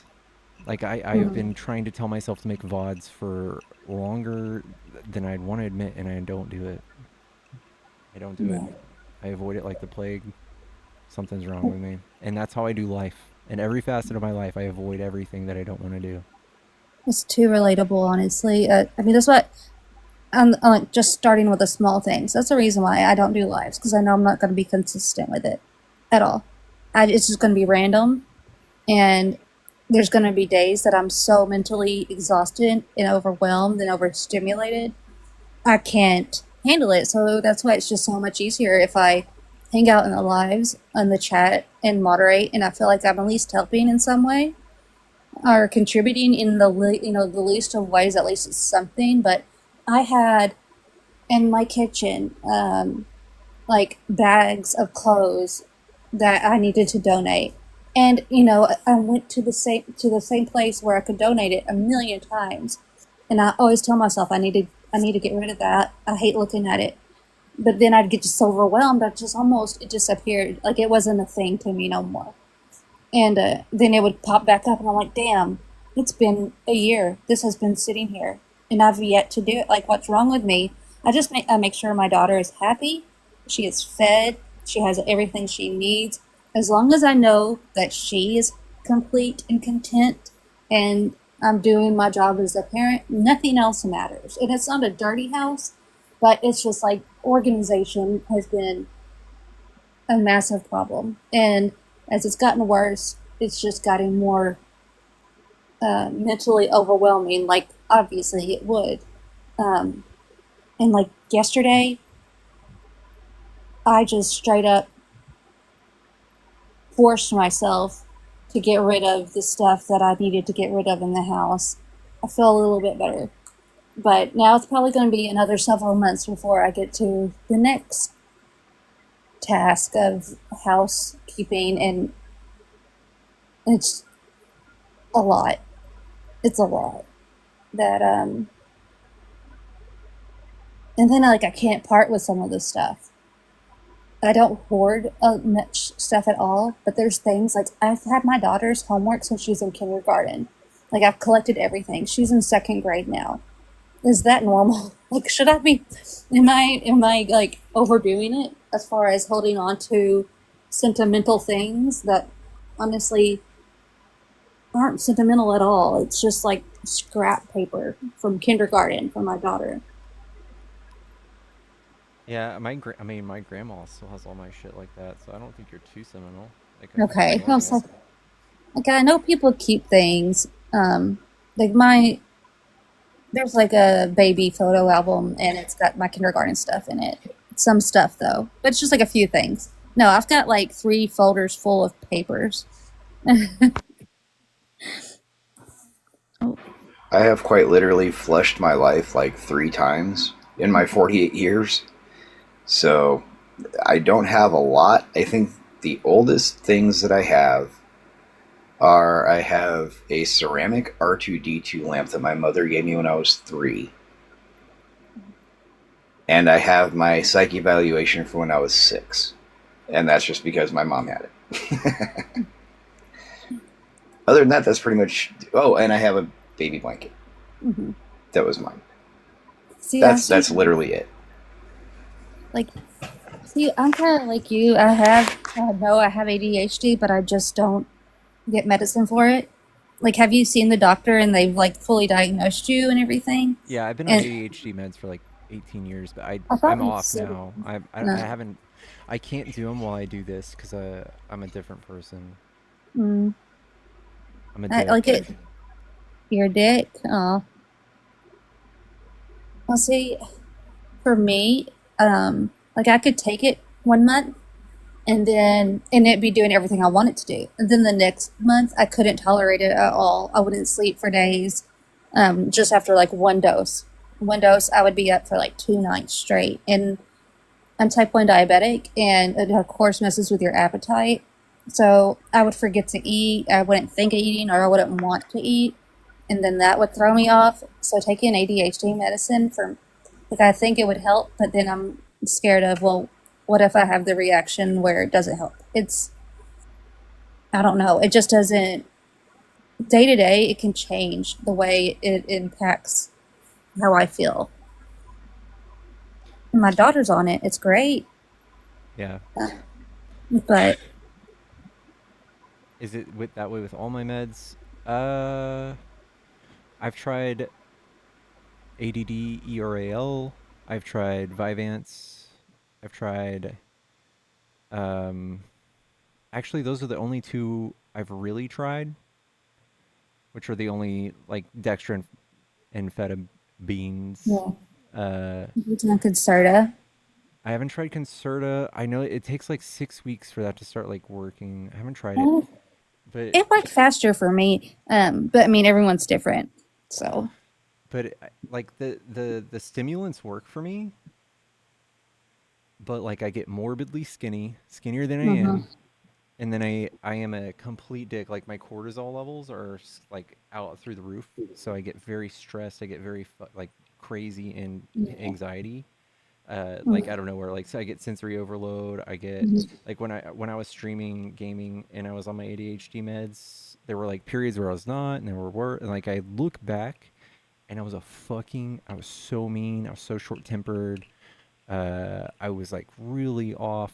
Like I said really bad things to people who were mean to me. Like I wouldn't be able to handle if I did that. If I took those meds and did Yeah. debates, I would be older millennial liberal Um, version. like, did you You mess were a with rage doses gamer. at all? Huh? Did the dosage change? Like, have you tried different dosages on it and Yeah. seen if? Yeah. Yeah, I stayed on the lowest dosage. I've stayed on the highest dosage. I've stayed on in between. Yeah. And then I've done the highest dosage with more. Yeah. But I get it. I mean, the chemistry can change on its own. Like you said, like, have they been able to balance your cortisol levels while you're taking it? Have they done anything about that to see if they can? yeah, like I've Yeah. been on all sorts of mixtures. I Yeah. like to balance it. I was taking this thing called well, I've done all sorts of SSRIs and anti-anxiety meds, but there was one especially that was so bad for me. Prestique. Oh, Prestique. that's what I'm on now. Really? Yeah, and it's like I've been on a lot. I'm like you. I've been on a roller coaster of medications to find the right thing for me. So I get it, and I did the genetic testing to see what medicine. Like, you can do a genetic test. It's just a swab, oral swab, and in a couple days you get back, and it will tell you this is probably gonna do the worst or worst on you. This might work, might not. Then there's like the category for ideal for what your testing shows, and Prestige, and then one other was on there that I had taken before it didn't work. I'm on my last option, honestly. This Prestige's my last option, and I'm on the highest dose. So really, I'm kind of in a panic of like, what am I gonna do? But that might help you a little bit if you haven't tried that. But I know what you mean. I've had medicines that have. I thought one time I was literally unaliving. I took it and I laid down at bed and things just felt like I couldn't holler for help. Like I was at my grandparents and I was like, I need help, but I couldn't help. I felt trapped. I was awake and I was aware, but I don't know, it messed with me so bad. So I know what that's like, having to try different medicines and you don't know what you're going to get. That's my anxiety. Yeah, I can tell, like with your anxiety, that it's hell. I get it. It's not fair. Anyone should have to go through that, you know. Oh, Dr. Jace is here. Doc. Yeah. We need you. Various plants, medicines who also help. Yeah, I might have somebody sending me some of that, but the thing is, I'm on SSRIs, and it really like cancels out whatever the fun stuff does.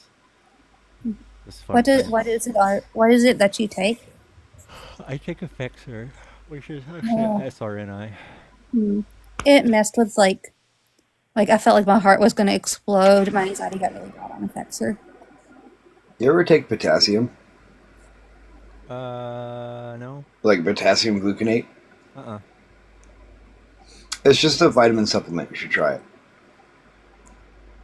It's a natural upper. It's intended to give you a little bit more energy and kind of help you get in the up and around. I take magnesium at night. I haven't been taking it lately. I need to get more, but that's been the best thing as far as over-the-counter sleep medicine that I found. I was taking melatonin and it made like PTSD nightmares so much worse. So I dropped that and I heard about magnesium and it's been way less of a weird dream sensation, and I actually go to sleep on it. Yeah, with the potassium, just make sure you're not like overdoing it because it can stop your heart if you're at way too much. But yeah, no, you just take one in the morning. Just take one in the morning like a regular vitamin. Can you eat a banana instead?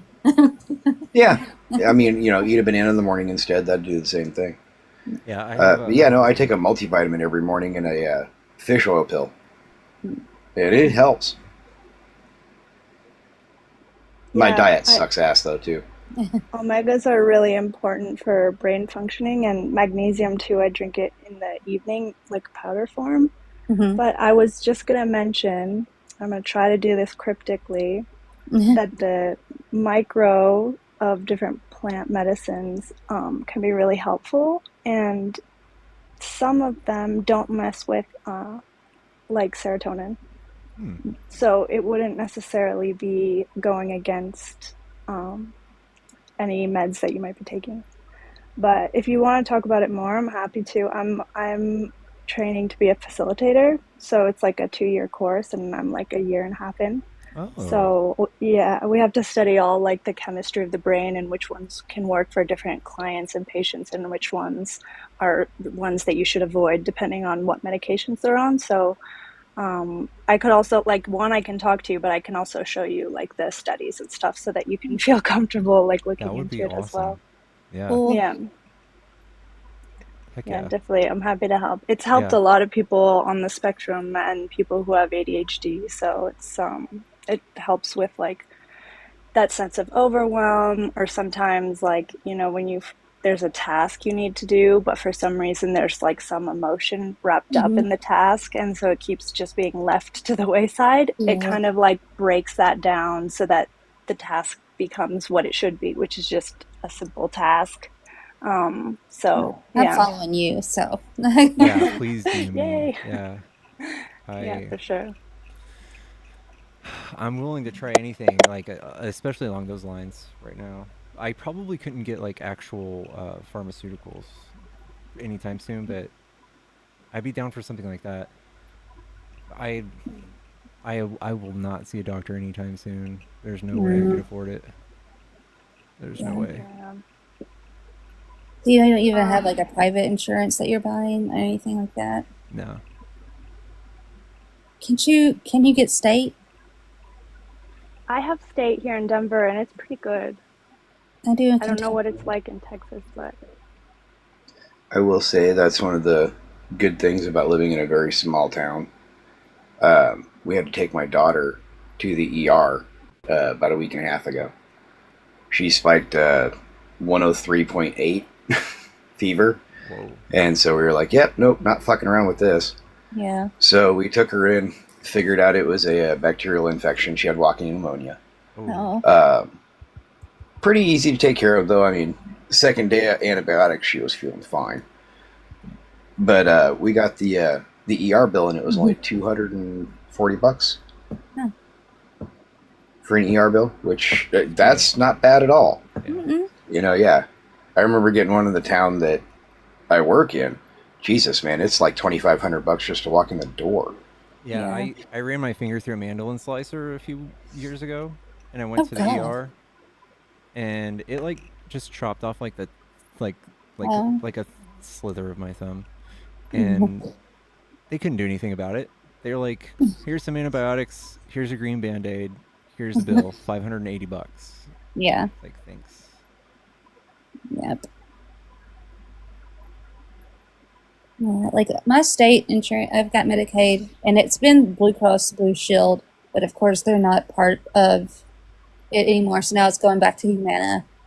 And the frustrating thing is, if I have medicines at one Walgreens, but for some reason that Walgreens is out or they're closed, I have to call the insurance to say, hey, I'm switching to the Walgreens across town to let you know, and that can take up to 2 days for them to approve you filling it at another Walgreens. Like, it's the same company.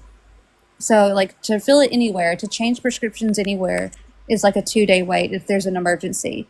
So, that's beyond infuriating, and it's not helpful when some of that is like insulin. Like, I can't really go 2 days without that. I might not make it. And so, yeah, I hate dealing with insurances, especially when it's state. But they can't, mine's good about covering things. It's just not the most convenient.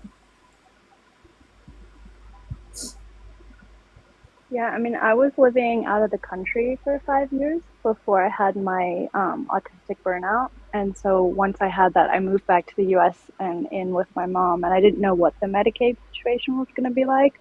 And I have to say, like, I've had a pretty good experience with it. Like, I obviously am not, I'm not able to work right now, so that, like, I qualified technically, and so I was like, okay, I'm gonna try it and just see what happens. And getting on it was like not that complicated, and they cover like my monthly meds, which if I had to be paying out of pocket would be upwards of $1,000 per month probably. And same with like, I go to therapy once every 2 weeks, and then I also have my psychiatrist. Like, I don't know. I think like if it's something that you qualify for, there's no reason not to do it, But I'm not trying to tell you what to do. But if it's available to you, it's there's no reason not to get that help. Yeah, I just need to I need to Do it. buckle down and do it. Yeah.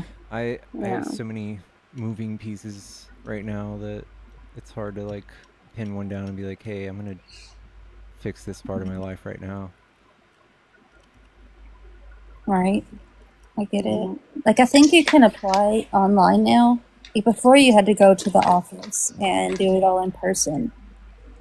And that has been the hardest part for me, is like, honestly, going out. Like, I have agoraphobia, I think, to a certain level. I hate leaving the house.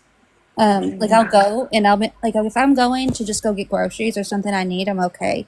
But if I'm going and it's going to involve me interacting with people or having to interact with people, I'm not okay. I just can't do it. It's really difficult, especially when it's family stuff. Because I know my daughter should go and she wants to go. And I have the hardest time in the world doing it. And I do it as much as I can, but sometimes I just can't. And I try to explain, like, honey, it's not you, it's not them, it's just me. You know, I can't. And it's hard to tell an 8-year-old that sometimes people have a hard time doing that sort of stuff, and there's no real explanation for it. Hey, Pickles, have you ever checked out freelancer.com? You should. There is a shitload of jobs on there in the digital field. Doing all kinds of stuff from, I mean, you know, if you want something to just, you know, get you on your feet for a bit, you know, there's data entry stuff on there. There's all kinds of shit. Artwork, creator collaboration stuff. Let me see. I'm digging in right now. I've actually gone there to make extra money for like a holiday season now and again. It's usually quick, relatively easy money. You can usually, I mean, depending on your situation and what you're feeling like, you know. There was one year I was so stressed out because of my business.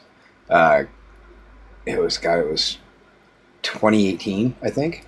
We had a real rough year. And for Christmas, I went ahead and I went on there and I didn't want to do anything creative, so I just did some data entry stuff and made like $500 or $600 in about a month. That's not bad. Yeah, I mean, just as a side gig, doing, you know, maybe 4 or 5 hours a week. Yeah, that actually sounds really helpful. What's the name of that? Freelancer.com. It's just a bunch of freelance work available. People looking for goofy stuff. Proofreading jobs. There's tons of proofreading shit on there. I would love that. Yeah, I could do that. You know, people are submitting books and things like that all the time. They need people to proofread them. Yeah.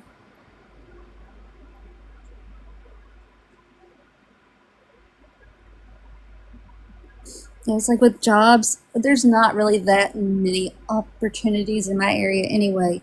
But like I said, you know, interacting in the public, this was not a problem for me, you know, 8 years ago. Even probably 7 or 6 years ago. It's just gotten worse and worse, where it's harder and harder for me to be around people. I get overwhelmed so easily now. It doesn't take much at all. So I'm like, if I can work from home, that's great. And I did that for a little bit. I did like tech support, or it's like tech support customer service for the Weight Watchers app and website. And that was interesting. I got a bunch of like 60, 70-year-olds I would call, and I just like have to tell them to like restart their phone or something stupid and it fixed their problem. But the call volume was high and way higher than I expected. Good evening. Good evening. Oh yeah, hey, Dr. Jace, I just saw your comment right there. You get $25 a page to proofread. That's medical nice. Journals, yeah. Yep. I was getting like 12 to $15 a page. But it had to be perfect. You know, if there was anything wrong, even grammatically, I had to be able to find it. Oh yeah, definitely. It helps if you have like programs. Well, it's easier now because a lot of them you can just feed it into a program and it'll just run through it for you. Like Grammarly. Yeah, it'll find a majority of it. Yeah. Yeah. Oh, for anybody who's looking to not do the medication leapfrog thing, Clarity X is the industry standard. It's the one that I recommended for all patients.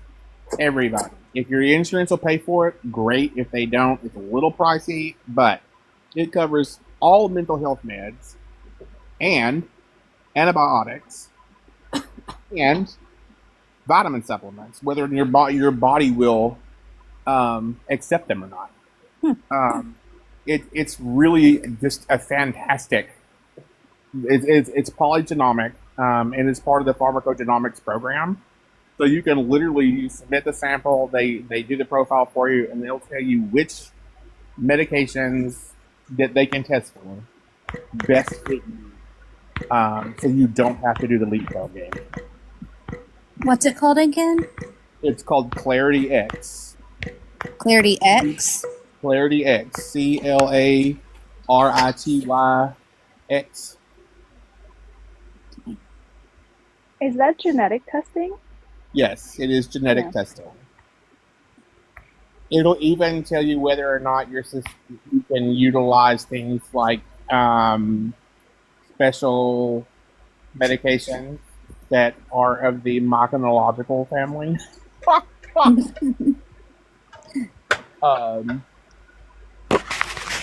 can't remember what my doctor used for the antidepressant genetic testing thing, but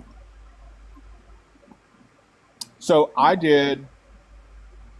was on Paxil and Mama's Little Helper for out of many years, and then I got a doctor who was like, "I don't want you taking this anymore." Yeah. I was like, "I really don't like changing my meds, but okay." So then we started the medication leapfrog, and after taking literally every possible antidepressant, anti-anxiolytic combination under the sun, we ended up back on the Paxil / Mama's Little Helper. Yeah. So as proof, the V one, I can't say it on TikTok because I get flagged. So I did the Clarity X test, and lo and behold, when it came back, the two it recommended right out of the gate, Paxil and Mama's Little V, and I was just like, that was what prompted me to start using that with patients and just everybody. So everybody I know in our clinics, they all recommend it now. If a patient says, "I don't want to take a bunch of different meds," if your insurance will pay for it, and truthfully, they should, because then we don't have to do the constant screening crap. Right. And it costs the insurance company more money to leapfrog through the medications. If they would, that one, Dano.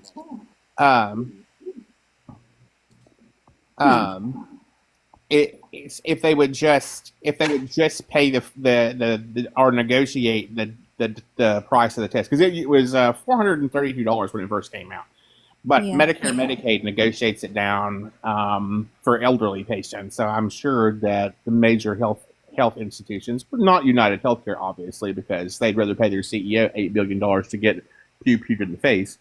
But I'm such an asshole. There's the MindWell, and then there's MaxRx, it says. And it says it does additional 21 therapeutic areas, including 275 medications or more.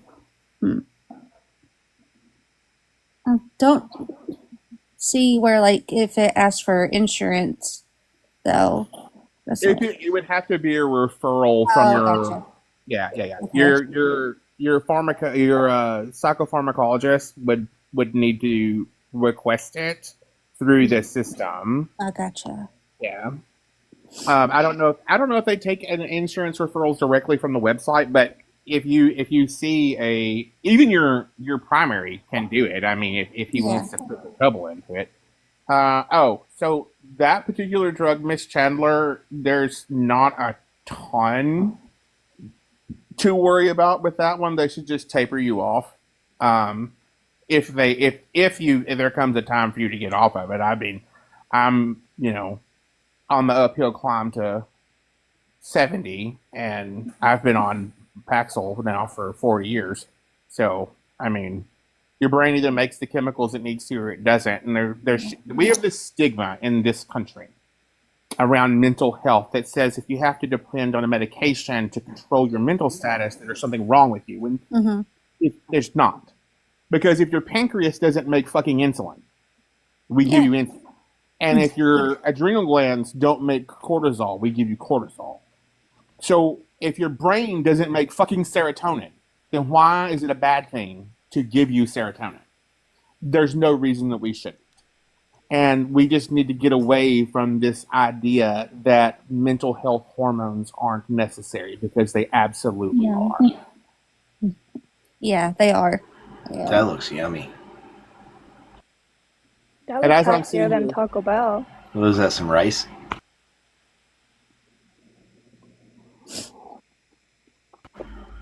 Hey, rice is cheap. Rice, chicken, peppers, and baby cucumbers. Yeah, rice is cheap as shit. Potatoes are cheap, and chicken is cheap right now. About a 25-pound bag of rice. Yeah, Nice. if you guys like chicken, I suggest that you can stock up on it, because the price of chicken is down currently. Mm-hmm. But when it goes back up, when the bird flu continues to permeate the population because of the anti-vaxxers in the Midwest, it's going to go back up again. Like, I paid $3 for a dozen eggs today, and chicken breast was $2.59 a pound in California. So if you live somewhere that you can get it cheaper, I would do it. I would freeze the shit out of it. Buy whatever you can.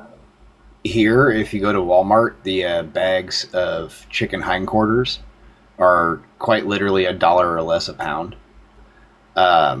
I got turkey this year for 88 cents a pound through Walmart. Wasn't a bad brand at all, so I've bought 5 of them. Because that's a shitload of meat, and it ain't going to waste. We've made soup. We've had just regular old turkey for both Thanksgiving and Christmas. It's been kind of nice. And if you get a California bird, it's antibiotic free, because we make that requirement now. Oh, Monica, that is no. I'm telling people all day long, because of the crap that Donald idiot is doing. There was no toilet paper. There was no water on the shelves. We were down to when I bought my 2 dozen eggs, there was probably 30 dozen left in the entire cooler, and that was at Costco, by the way. I mean, seriously, people, I just don't understand. And he's wanting to pull us out of the World Health Organization, because that's the smartest thing to do right before a pandemic breaks. Yep. Again, mind you, this is a repeat of 2016. I mean, let's get on. We're going to get rid of the pandemic preparedness team right before five, count them 5 major epidemics break out. We've had 5 outbreaks of shit that we've almost eradicated. I cannot begin to tell you how annoyed I am with this entire thing. How you can be a living, breathing person with half a brain cell and not see that vaccines work. Jesus fucking Christ. Oh, yeah. Well, see, hey, I got a question. When they test for bird flu, is it like a standard flu swab, or is that like a send-off test that you have to... For which one? If you have the bird flu, will you just test positive for the flu?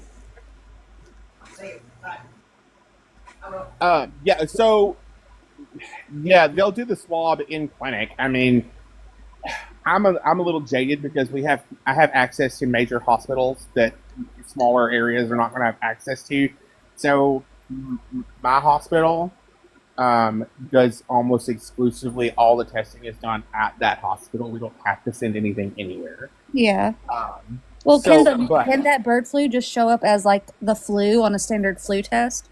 Some of it. It just depends. It depends on which flu. So H5N1 it mutates, so the cross species can very well show up as other flus.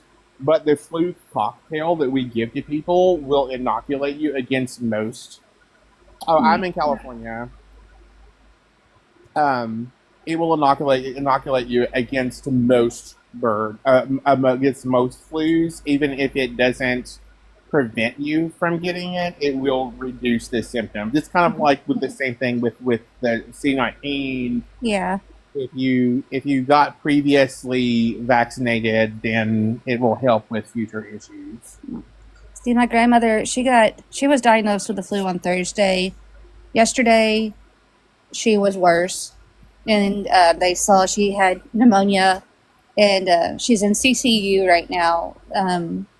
My grandfather, they're so bad at giving me information.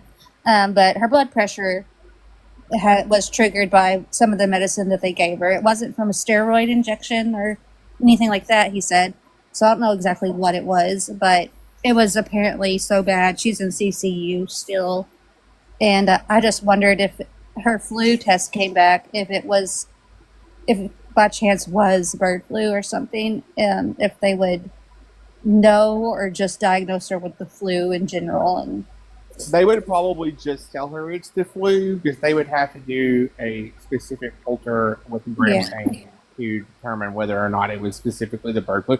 But the treatment is the same regardless. Yeah. They're going to use it's going to be antivirals, fluids, and hospitalization. Mm-hmm. As Claudia pointed out, humans rarely get the bird flu, unfortunately, because we have so many people that have just refused to get vaccinated in this country. Yeah. The rate of genetic drift that causes the cross-species mutation is increased. So we're seeing more and more cases of humans with bird flu.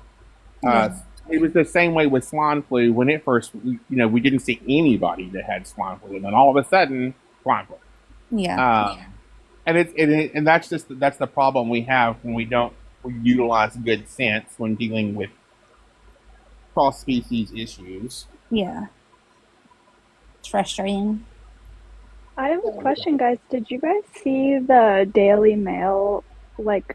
First I saw a post, but then I went on to go look at the actual article about another, seemingly epidemic that's happening in China, that some of the hospitals are overrun and the crematoriums are so busy. That's the metapneumonia virus. It's similar to RSV. The only real difference is that they're seeing increased cases in children because children pass it more readily and humans tend to congregate indoors in the winter months. The biggest issue is that it has a higher potential for high fevers, and the high fever is what's dangerous. Mm-hmm. So if you get the flu and it presents with a fever greater than 100.3, go to the ER. Okay. So it's not like another COVID situation. Not yet. Not yet, yeah. I can't say that it's that. I mean, I can't. All I can say is, at this juncture, we don't have any reason to believe that it's going to. I would be more, if I'm going to be worried about anything, I would say the norovirus is going to be a bigger issue because of hygiene issues than anything. Because the other flus that we're seeing are not as problematic because human-to-human transfer isn't as probable with some of those newer flus. But the norovirus, unfortunately, with bad hygiene comes terrible things happening. And Claudia's right. There's only, Charles just said norovirus sucks. It absolutely sucks. And only 66 cases reported in the country so far. Yeah, that's 66 too many. I'm sorry. I really aggravate that crowd because there shouldn't be any. Yeah. We're just being silly about hygiene and medication and vaccines at this point. It's just absolutely ridiculous. Yeah. I'm actually just getting over COVID right now again. It's feels like it's never gonna end. No.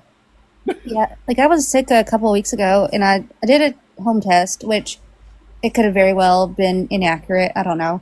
It didn't say I had it, but I felt awful for a week, and it was the same time Chris and all of them got sick, and then I'm just hearing more and more. Like Amanda Rose, she was sick with it. There's a lot of stuff, I guess, going around right now, and it's my most upsetting time of year because I always end up getting something. I don't know if it's because I'm diabetic or just bad luck, but I wash my freaking hands and I keep things clean. Like I said, I might be disorganized, but I'm very clean. And I do what I can to stay away from it, but so many pass it off as either conspiracy or vaccines do nothing. And it always ends up people like me paying for it. Yeah. So I recommend that everybody carry hand sanitizer with them. Just, because it's winter in the northern hemisphere. people congregate indoors, so there's greater risk for mutation and passing back and forth.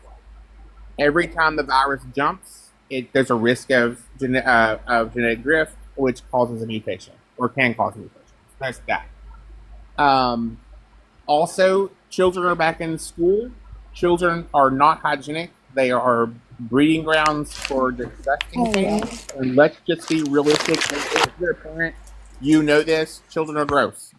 That's just the way they are. Don't drink after your kids, adults. If your kids are sick, keep them home. Do not send them to school with fevers and vomiting and diarrhea and sneezing. God, no. Please, God, keep them home. Jesus Christ, what are you doing? You would not believe the number of people that I know that send their kids to school sick and then wonder why they stay sick all year long. It's just crazy to me. Keep them home. Wash yourself. I have antiseptic. I have Lysol wipes in our car so that when we get in and out of the vehicle, we can wipe down the steering wheel and stuff. Because my son and I both immunocompromised, and so we have to be really careful about stuff like that. Yeah. If you don't have to be like spraying down the world, but if you're gonna be in and out of grocery stores and stuff where you're gonna be exposed to thousands of other people who may or may not have washed their hands and went to the bathroom. Wipe the guard off. It doesn't hurt. And people look at me funny. They can look all they want to. I do the same thing. Me and my daughter went to Walmart the other day, and I was like, wiping off the cart, got another one, wiped off her hands, and my hands used it, wiped off her hands again when we put up the cart. Like, I try not to mess around ever with that, especially at Walmart.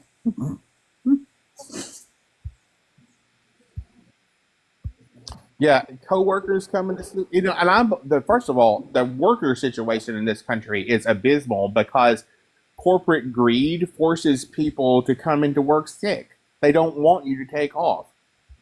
And I don't understand why they don't realize that if your whole staff gets sick and you have to shut your business down because you were dumb, that's going to cost you more money. Let people stay home if they're sick, and we've proven that we can work from home. Yeah. Yep. Yeah, you're in Philly. Congratulations. Pennsylvania has some of the better healthcare, I think, as far as, I guess, are they technically a Midwestern state? Is Pennsylvania Midwest or North? I think it's more of I don't know. Middle East? Pennsylvania is more of an East. Yeah. More close to the East Coast. My son had a teacher that was Pennsylvania Dutch, and she grew up Quaker, and they were just not anti-medication, but almost. So I was always found it interesting. Yeah. There's that Family Guy episode where these people move across the road from the Griffins, and Lois finds out they are Christian somethings where they don't believe in any kind of medical intervention at all for anything. If their son is like dying of cancer or something, and Lois kidnaps them and puts them in the hospital and all this stuff. And I have a feeling I would do the same thing if that was me in that scenario. I just don't know how you can deny medication. Hey, I just had to hop up real quick because I am uniquely qualified to talk about Quakers.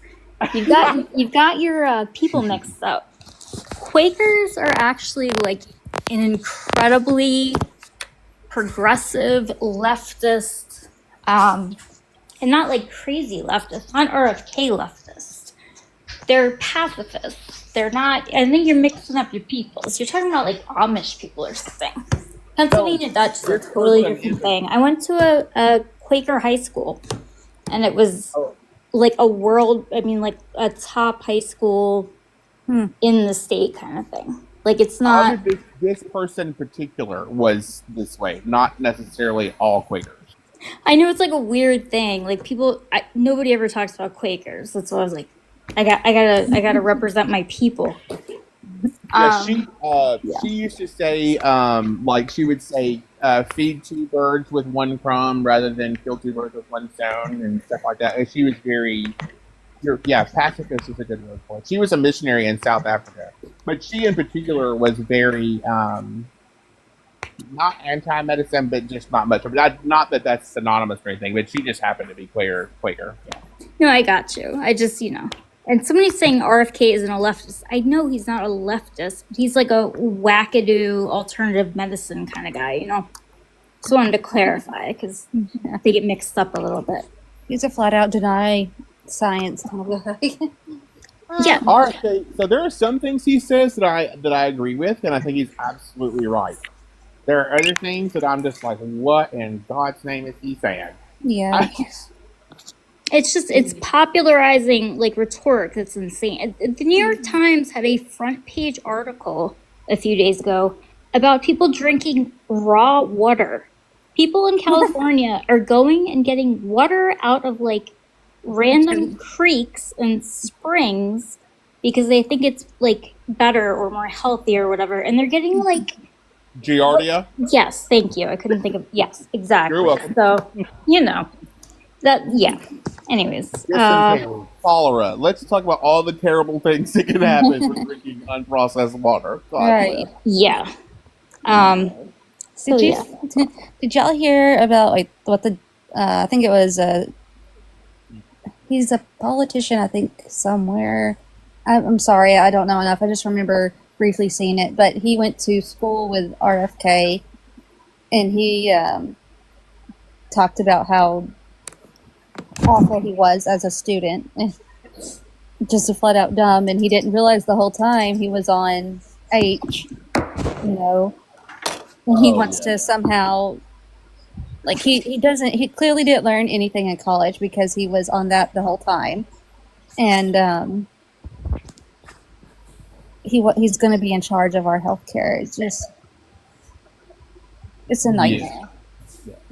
Nobody should be drinking unpasteurized milk, and I'm going to tell you why. You shouldn't be drinking milk, period, because cow's milk was designed to take a 100-pound calf and turn it into a 2,000-pound bull in a year. No human needs to be drinking a fat, solid, caloric intake like that ever. Don't drink it. Don't drink cow's milk.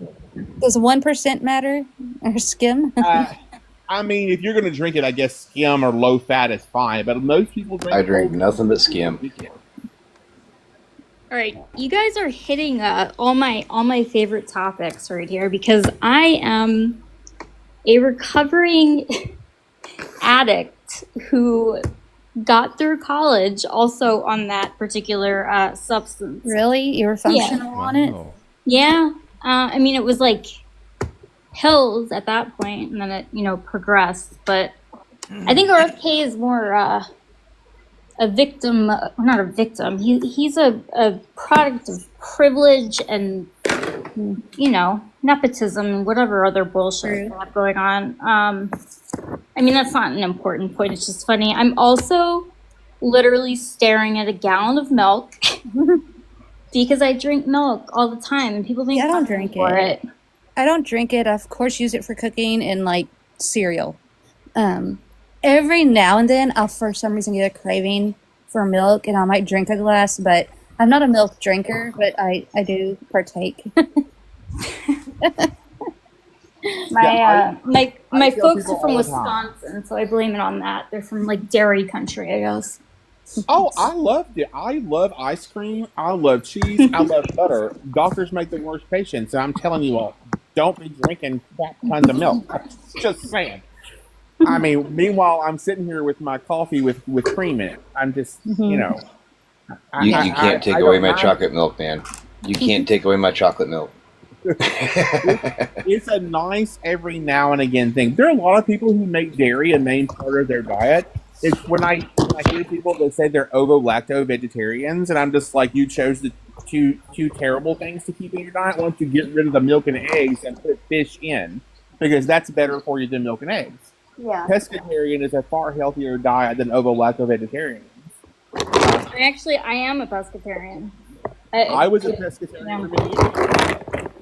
I need to be because I have iron anemia. Bad. I don't eat meat hardly at all. I might eat some kind of meat once a week, maybe. I definitely need to. I want to add fish more to my diet because I think hopefully it would maybe prevent the infusions I have to go constantly get. So Yeah, I just don't. It's like a texture, like a weird food texture aversion thing for me. Like I just don't really like. yeah. Like I'll eat a burger every once in a while. Otherwise, I eat a lot of fish. And I'm also anemic, like very, very anemic, because I've had a lot of like serious health problems in the last 2 or 3 years. Yeah, I don't know why I am really. I don't know what's caused it.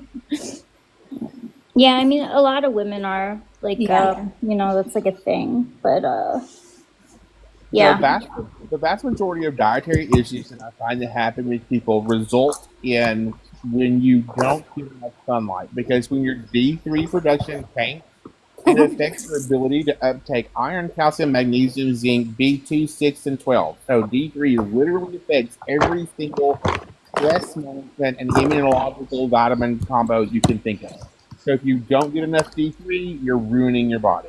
Well, that's my problem because I'm rarely in the sunlight. I always go out usually when it's starting to get dark, like around sunset. And yeah, I Hey, don't. haven't been in the Annie, sunlight in like 5 Annie, are you years. trying to shuffle a stack of plywood? Oh, am I making? See, I've done it. The second time I've ever been on a live. Hold on, how do I like make myself quiet? I mean, There should be a microphone down at the bottom of the screen. It's right by the comment bar. Yeah. It should be right here. Yeah. Wait. There you go. Then you just tap it to come back. That is correct, Linda Bentley. If you are diabetic and you don't take D3, your insulin won't work properly. If you have celiac, Yeah, your body won't absorb it. Your body can't do anything if you have celiac and you're eating a ton of gluten. I had a colonoscopy and endoscopy, and my doctor said that I don't fully understand if this is accurate, but to me, what I interpreted it as, you have like it looks like you're becoming to have, like you're starting to have celiac disease. Like there was signs of it, but not enough to just say you have celiac disease. And a lot of diabetics have it. I had a best friend who was type 1 with celiac, and her diet was so restrictive. I felt so bad for her. But I was wondering if that was part of my problem. I know I need sunlight. My mom is a nurse practitioner, and she's always saying, we need to get out in the sun. I've got an aversion to it because I had God, this is just me dumping my medical crap. I feel so stupid. But I tanned a lot in high school. I worked at a video rental store that also had tanning beds. So I tanned. I mean, I was tanning. Well, I didn't do it more than once a day, but a couple of times. Tanning all the time, and I had a slight, like, melanoma scare. And ever since then, I have been pasty white. I don't go out in the sun at all. And I know being out there for just a little bit isn't enough to do anything to me. But I know I don't get enough sunlight, and I need to. My mom did get a pool put in at her house, though, this 2 summers ago. So I've actually gotten out in the sun a few times the last summer while the sun was out. Other than that, though, I don't really get any. So if you, I'm going to give some of you a reprieve. There's like these people who say that it's like I never touch grass, I don't go outside. It's even more problematic than that. For instance, if you live on the West Coast or if you live in the Northeast, the amount of smog in the air in California inhibits the UV radiation that we get. So the vast majority of Californians have a D3 deficiency. Also, if you live in Washington or Oregon, because of the weather there, even when you're outside during the day, you still have a problem with the type of UV radiation that you need because it's overcast. The same is also true if you live in upstate New York, New Hampshire, Vermont, Maine, parts of Massachusetts, Maryland, and Virginia. So you really just have to be careful. and your doctor can request a D3 and a B complex panel as part of a standard health screening. And for most insurance plans, it's considered preventative care, and they will pay 100% for that. That's good. Congratulations, Carly. She's in Washington, and she says pretty much everyone there is on D3. Yeah, it's because, and it's so easy to supplement. I mean, you can get D3 over the counter. You can also get a prescription D3, and most insurances will cover it, just because so many people are D3 deficient. But once you start taking the D3, you'll find that everything else will start falling into place. And if you're taking a multivitamin, I highly recommend you get a liquid one or a microvitamin. If you're going to take them in pill form, it's unlikely that you're going to absorb the amount that you need because your intestines, even on the best day, can only get about 20% out of that solid capsule. You definitely be on a liquid. I do chewables. That good? Chewables are okay. I mean, they're not great. The liquid is already processed. That's why I recommend it. But yeah, chewables are definitely better than the solids. See, I take so many medicines. It's hard for me to add another like supplement or pill to the list. I struggle enough. And you probably yell at me, but I struggle enough with my thyroid medicine, not taking it properly. Which, if you don't do it right every day, it's not gonna. I know. Don't yell at me. You don't even want to know what my panel is. Don't yell at me. Listen, Linda. Listen. Are you on Synthroid? But that's what's great about the chewy ones. They're kind of like candy. Like, I have Synthroid. Am I on it? No. Well, man, what I've noticed, though, when I've taken it, it felt like I was having heart palpitations. Like, I felt like that racing feeling in my heart more. And so I'm like, it's kind of out of my mind. So I have Hashimoto's. Do your eyes feel like they're going to pop out of their sockets? No. Okay. Well, when that starts, you're going to wish you'd taken that thyroid meds. I know. I've seen it. I know all the horrible things, and it's, I know it. I need to do it. I'm gonna give you. I mean, like, I don't know you, but I'm gonna give. Well, I actually do know you. I see you everywhere, but I've never talked to you. Yeah. But some advice. Like, when I say I had very severe health problems, like, I'm not playing. Like, my arm was amputated. I'm so sorry. Yeah, no, like, I'm like a hot mess. And like 3 years ago, I was in perfect normal person health, right? Mm-hmm. I mean, I've been to the hospital. It was probably at least 15 times in the last 2 years. And I'm not going to get into all of it, but it's fine. It was mostly me, like, trying to get off of, like, the substances I had relapsed on. So. And I can relate to that. I won't go into it, but I can relate to it, yeah. But my advice is this. Like, losing your health really fucking sucks. Like, you don't know it until it happens. And, like, if there's something you can do to prevent something down the road, like, just talk to your doctor about it, Yeah. Like, if you're having issues with your meds, just be like, hey, like, doc, this is doing this thing to me, and maybe you need to adjust your dosages or whatever. Yeah. Well, I do that all the time. I'm always, but, like, it's always you need to do better with your thyroid medicine. You need to, and I don't know what the problem. Like, honestly, I wish I could just inject everything, because I already inject insulin. I wish I could do that with everything and just be done with it for the day. And it's remembering to take things at the right time, and I am so forgetful. You have got to get one of those, like, big old people pill organizers. Seriously, you do it once a week. Alexa? And you got it all. Sorry, go ahead. Do you have an Alexa? An Electra? Alexa. Do you have an Alexa? An Echo Dot, anything like that. I think we have one somewhere. Select Echo and Alexa. Plug it in and say, hey, Alexa. Here's someone's Alexa going off. It's mine. I said her damn name, that crazy heifer. Yeah, if you have one, You literally say, "Remind me to take this medication at this time," and you'll get When an should I alarm. remind you? No, Alexa, shut up. Okay. Yeah, I've got a dot somewhere here. Yeah, so people like to screw with mine because they'll say, because I have one in every room in my house, literally every room in my house, because I have memory issues, and it'll detect what room I'm in, and it'll announce that particular reminder, whichever room I happen to be in, and it'll say, Dr. Jace, go do this, and because I will forget. Right. It's so important.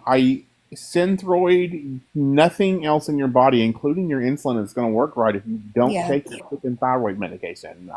I'm going to tell you that I had somebody else earlier that was in the Discord, and I was literally just chewing them up for not taking them the way they're supposed to. Yeah. You have to do it. I know. I know you know, but doing it is important. I have to do it. Yes. Yeah, you're absolutely right. And I always accept the ash chewing I get for it because I know better. And I don't know what my problem is. I wish I did, but I'm trying to get more disciplined in these things. So well, let me give you this one then. If you take your meds, you might just generally feel better. Yeah. You know? You might want to go do more stuff or enjoy the day a little bit more and not kind of feel shitty, you know? Well, I've had plenty of experiences in times where I was doing everything right and things just seemed to continue to get worse or something else would happen.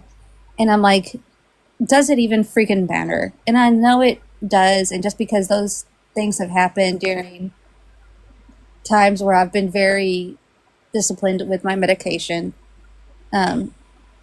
it doesn't mean it can't still improve in the long run. And with the insulin and the iron and stuff, it probably would absorb way better if I have a functioning thyroid. And I don't have an appetite ever. Like food, I liked food. I liked picking out different things to eat. Now it's I just need to make sure I eat something so I don't feel sick or I don't feel that horrible deprived feeling that you get from starving yourself. So I'm overwhelmed with all the problems, and even a simple solution seems like too much sometimes. I fully understand what you mean. Right now, I'm telling you all this, but my shit is a mess. So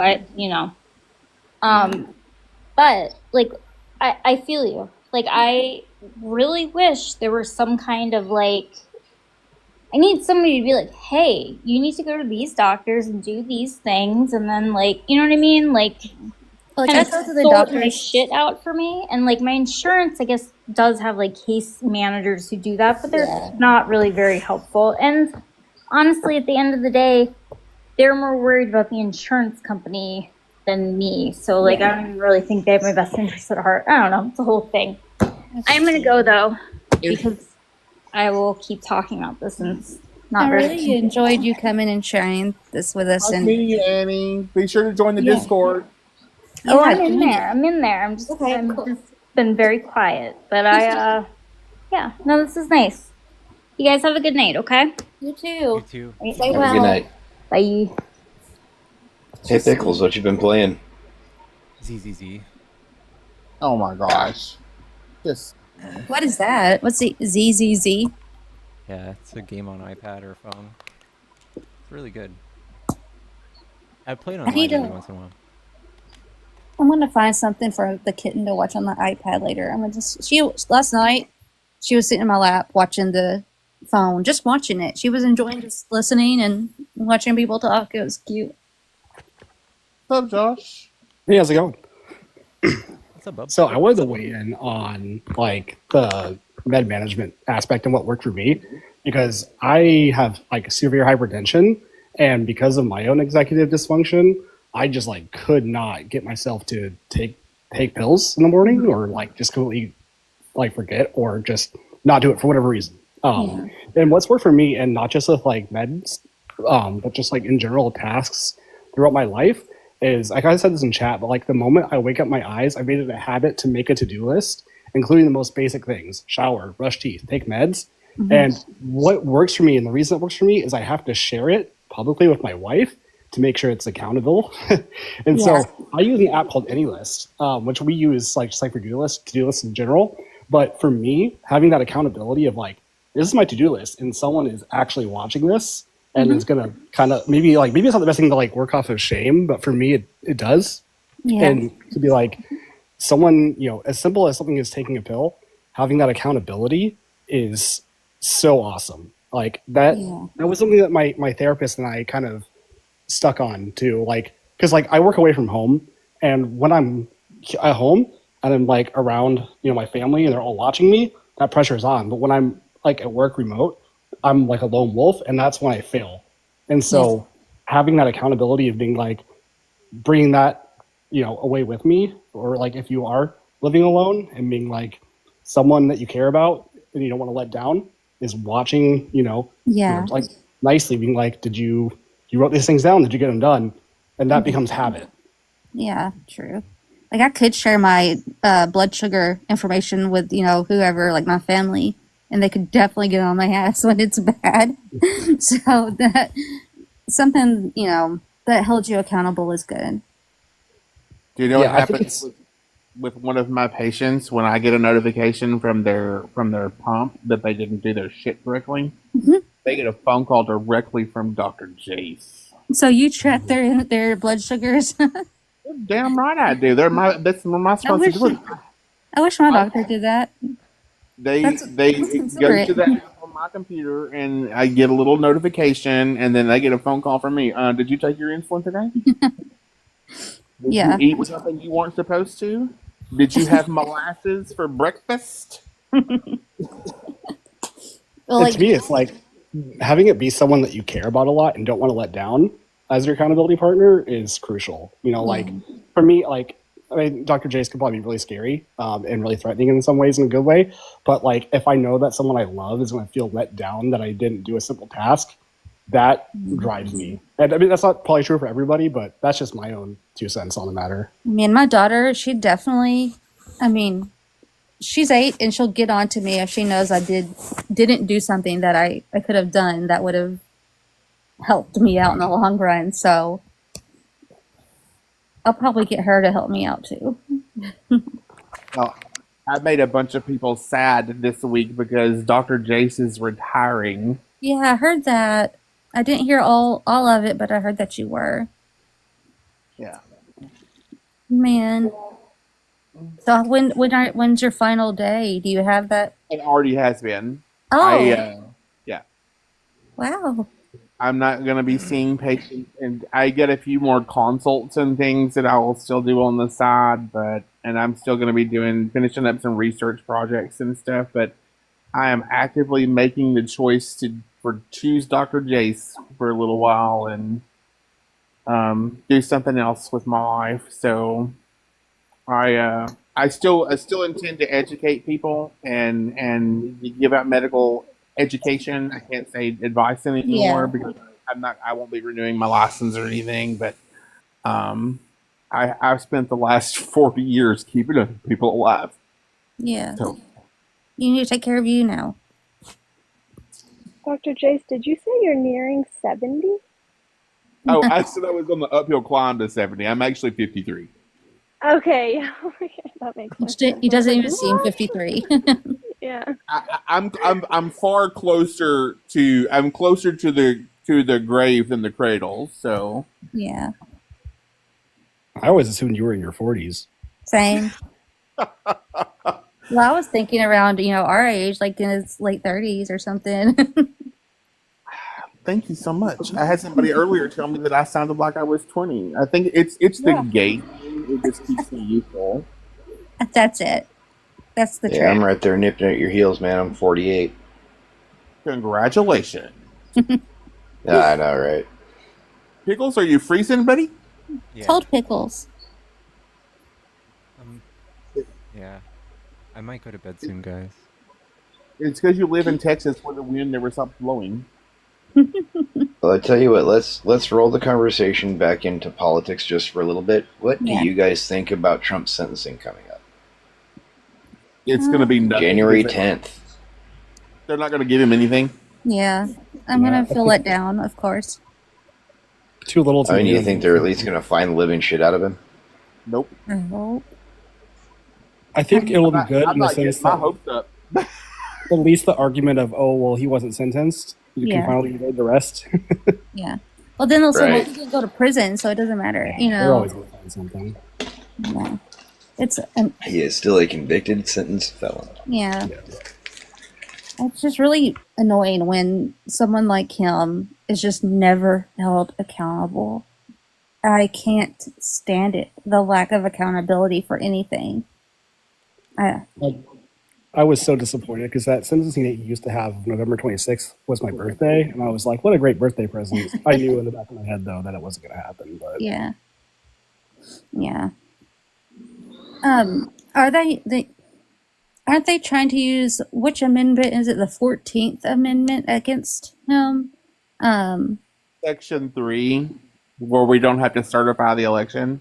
Section 3, okay. Well, because it says anyone that had participated in an insurrection cannot be president. And so that's what, like, why isn't that being used? It's a matter of semantics as to whether or not they think he participated since he wasn't physically present. Mm. It's the same legal argument that they used when there were states trying to disqualify him from being on the ballot. It's the exact same argument that Congress has to be the ones to convict a president of insurrection. God, I hate And it. therefore, that's the only way it's going to apply. I'm ready to move to Finland. Who wants to go? I just see the post that are like, South Korea has impeached their president twice within so much time, yet, here's Trump getting away with everything. Yeah, but South Korea's having problems too. He's surrounded himself with protesters, so they can't arrest him. This is ridiculous. Yeah. Here's the way I'm looking. I live in a fantastic state, which, by the way, Pickles, just so you know, if you lived in California, you'd have insurance for sure because you're covered under covered California. Yeah. I think you have it in Kentucky, too.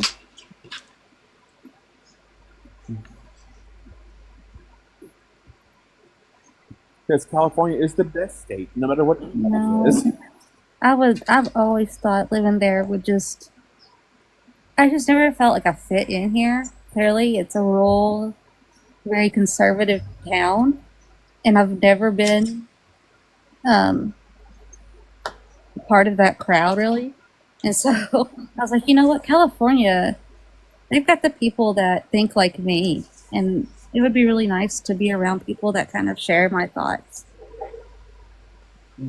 I wish that the mentality of the northwest of Seattle and Portland would just make its way up to Alaska finally. I don't know, our politics are so weird. We're the weird libertarian Republicans mostly, and I hate it. But at least it's not as bad as it could be. But Yeah. See, the problem with that kind of thinking, Kicks, is that's how they win the Electoral College. That's true. That's true. That's how we lose it, is by all the left-leaning people moving into the larger cities on the east and west coast. We lose the electoral vote. Yeah. Horribly. Like, I was looking at the map in Kentucky, and like there was only 2 blue counties, and it was Louisville, Louisville and Lexington. So only the big cities, just saying, if you look at it, those nifty little those electoral votes or the voting maps by population instead of by state color. You know what I'm talking about? Yeah. Where it shows the dots instead of just the full Yeah. red state. Tell you what, go find yourself those maps stretching back to 2012. It'd be interesting to see. And then start comparing it. You can actually see where the red areas are spreading out and the blue areas are starting to shrink and consolidate into smaller areas.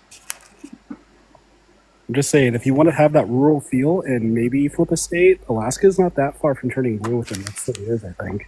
Trending If that direction. I ever leave California, Josh, I would probably and stay in the United States. Let's be clear. If I leave California and move to another state, it would be Alaska because you have Acadia National Park. That's fine.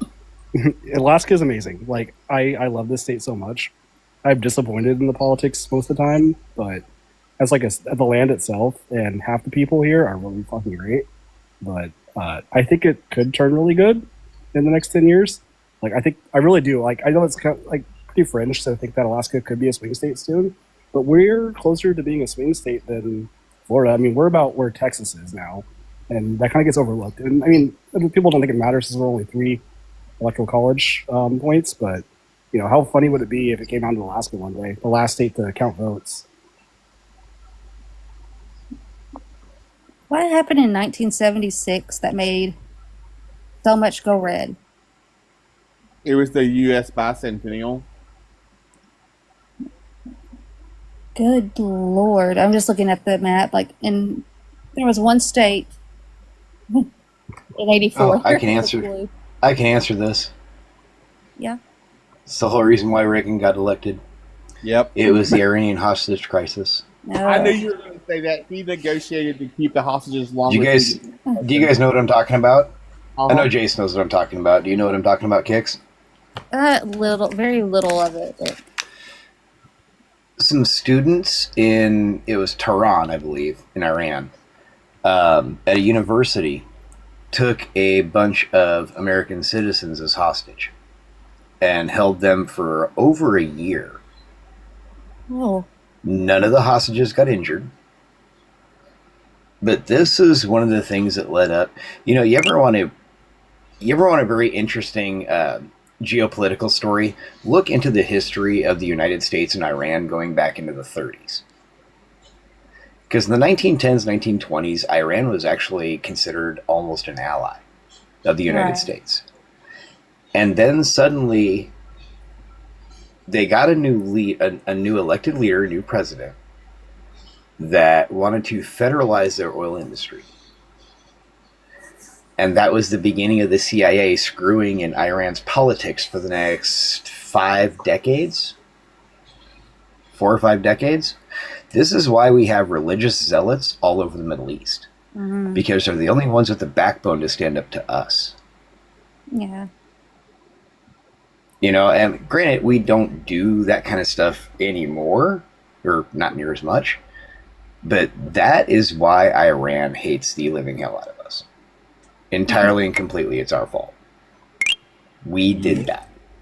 Because then in the late 70s, early 80s, Reagan, the Bushes, they all campaigned on the Iran scare. You know, on the axis of George Bush Sr. actually used the term the axis of evil. Yeah. You know, I mean, we literally turned this country into a country that was controlled by religious zealots that absolutely hated us for turning their countries into a shithole. Right. And then we turned around and called them evil because of it.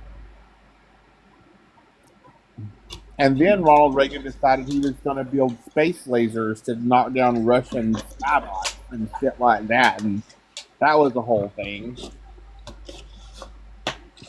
Oh, we want to talk about Reagan. I mean, you go to Iran-Contra. Uh-huh. Quite literally what armed the... Yeah, you know, I mean, it literally armed the beginnings of Al-Qaeda and the beginnings of ISIS. Yeah, he was a terrible president. I don't know why so many people like him. Mm-hmm. No, I try to ask my grandmother, like, her thoughts on Jimmy Carter with him passing and all. I was like, doesn't it seem like a good man? Like, genuinely? And she said, well, after he was president. I don't know if that's true. After he was I think he was a good president. I mean, he was a great humanitarian. Yeah. Like, what did he do so wrong that they can say he was bad? I don't know enough about his presidency, really. They blamed him for the Iran conflict. Right, and that was For the hostage crisis. They blamed his shit out of him because it lasted for so long. Yeah. Didn't he come Reagan into intentionally did that? Didn't he come into a pretty rough economy too? That he kind of got probably blamed for quite a bit. That wasn't necessarily his fault, or am I getting that wrong? Yeah, well, we just come out of Vietnam, and right after Vietnam, we had the Watergate. Basically the Flower Child movement, Watergate. We had a bunch of things happened all at once that had a really negative effect on the economy. And it was when all these people that were free floating and running around, all of a sudden shit started getting a lot more expensive because people weren't spending as much money. It wasn't as easy to come by because you needed a job. And a lot of people just didn't want to. That was a growing movement. And it had a definitive effect on the economy. Yeah, I see like a lot of parallels between him and Biden's presidency as far as that goes. Where they kind of walked into a situation and had to try to, work through that, which wasn't necessarily their fault. Now, Reagan's economic policies, had they been temporary, would have worked beautifully. But he tried to build a base around it and just fucked everything up. Plus, he was a crooked bastard that was for lack of a better word, a Christian nationalist. Yeah. He was a pretty devout Christian guy. I mean, I grew up in Reagan. So, a little piece of my political leaning still veers right in certain circumstances. At least a little conservative. I still believe in fiscal responsibility. My viewpoint of fiscal responsibility has grown. I know it's better for the economy and better for everybody all around if we're all healthy. So universal health care just makes goddamn sense. Yeah. That's fiscally responsible. That's us figuring out a way to spend the least amount of money to get the best result. Universal health care with a single payer option. It drives me crazy that America today has the ability to be truly actually one of the greatest nations of all time, but all of our money is so tied up in this oligarchy. It's just the potential that we have is so insane right now, but we've decided, nah, these guys can have it instead. Well, see, I will say that, and I think, Jason, you'll agree with me here because, you're old enough to remember him speaking and hear him talk about things. One of the few things that Reagan did absolutely right was with immigration. His entire policy and the way he structured immigration during his time was, we're going to make them so welcome and we're going to make them so successful that they won't hate us. So we don't have to worry about things like terrorists or people that want negatively to our country. As soon as they get here, they get the American dream like everybody else gets. And he was really good at that. He was really good at selling that message. Mm-hmm. Well, that and the path to citizenship wasn't bogged down to the point where people couldn't become a citizen. We're 15 No, it only back. took 8 months to a year. Yeah. At that and time. now it takes 10 years. It's ridiculous. It's easier to do it illegally than it is to follow the process. If we would streamline the process, which realistically speaking, very little, it would be so much better on everyone. After living through Reagan and Bush Sr., the fiscal impact on positive immigration is absolutely unmistakable. We need it, but we're never gonna get it as long as we have people spreading xenophobic crap, and that's exactly where we're at right now. Mm-hmm. Are you ready for And bed? with this whole H-1B visa thing, it's really forced them to take the mask off. Oh yeah. Are you ready for bed, Pickles? Yeah. Yeah, I was just going to Detail. say, let's check in with Pickles. I'm Yeah, Pickles, you all right, bud? All right, bud. All right, love you guys. Thank you for Sending letting lots us Get of some love, sleep. Pickles. Thanks for having me up, Pickles.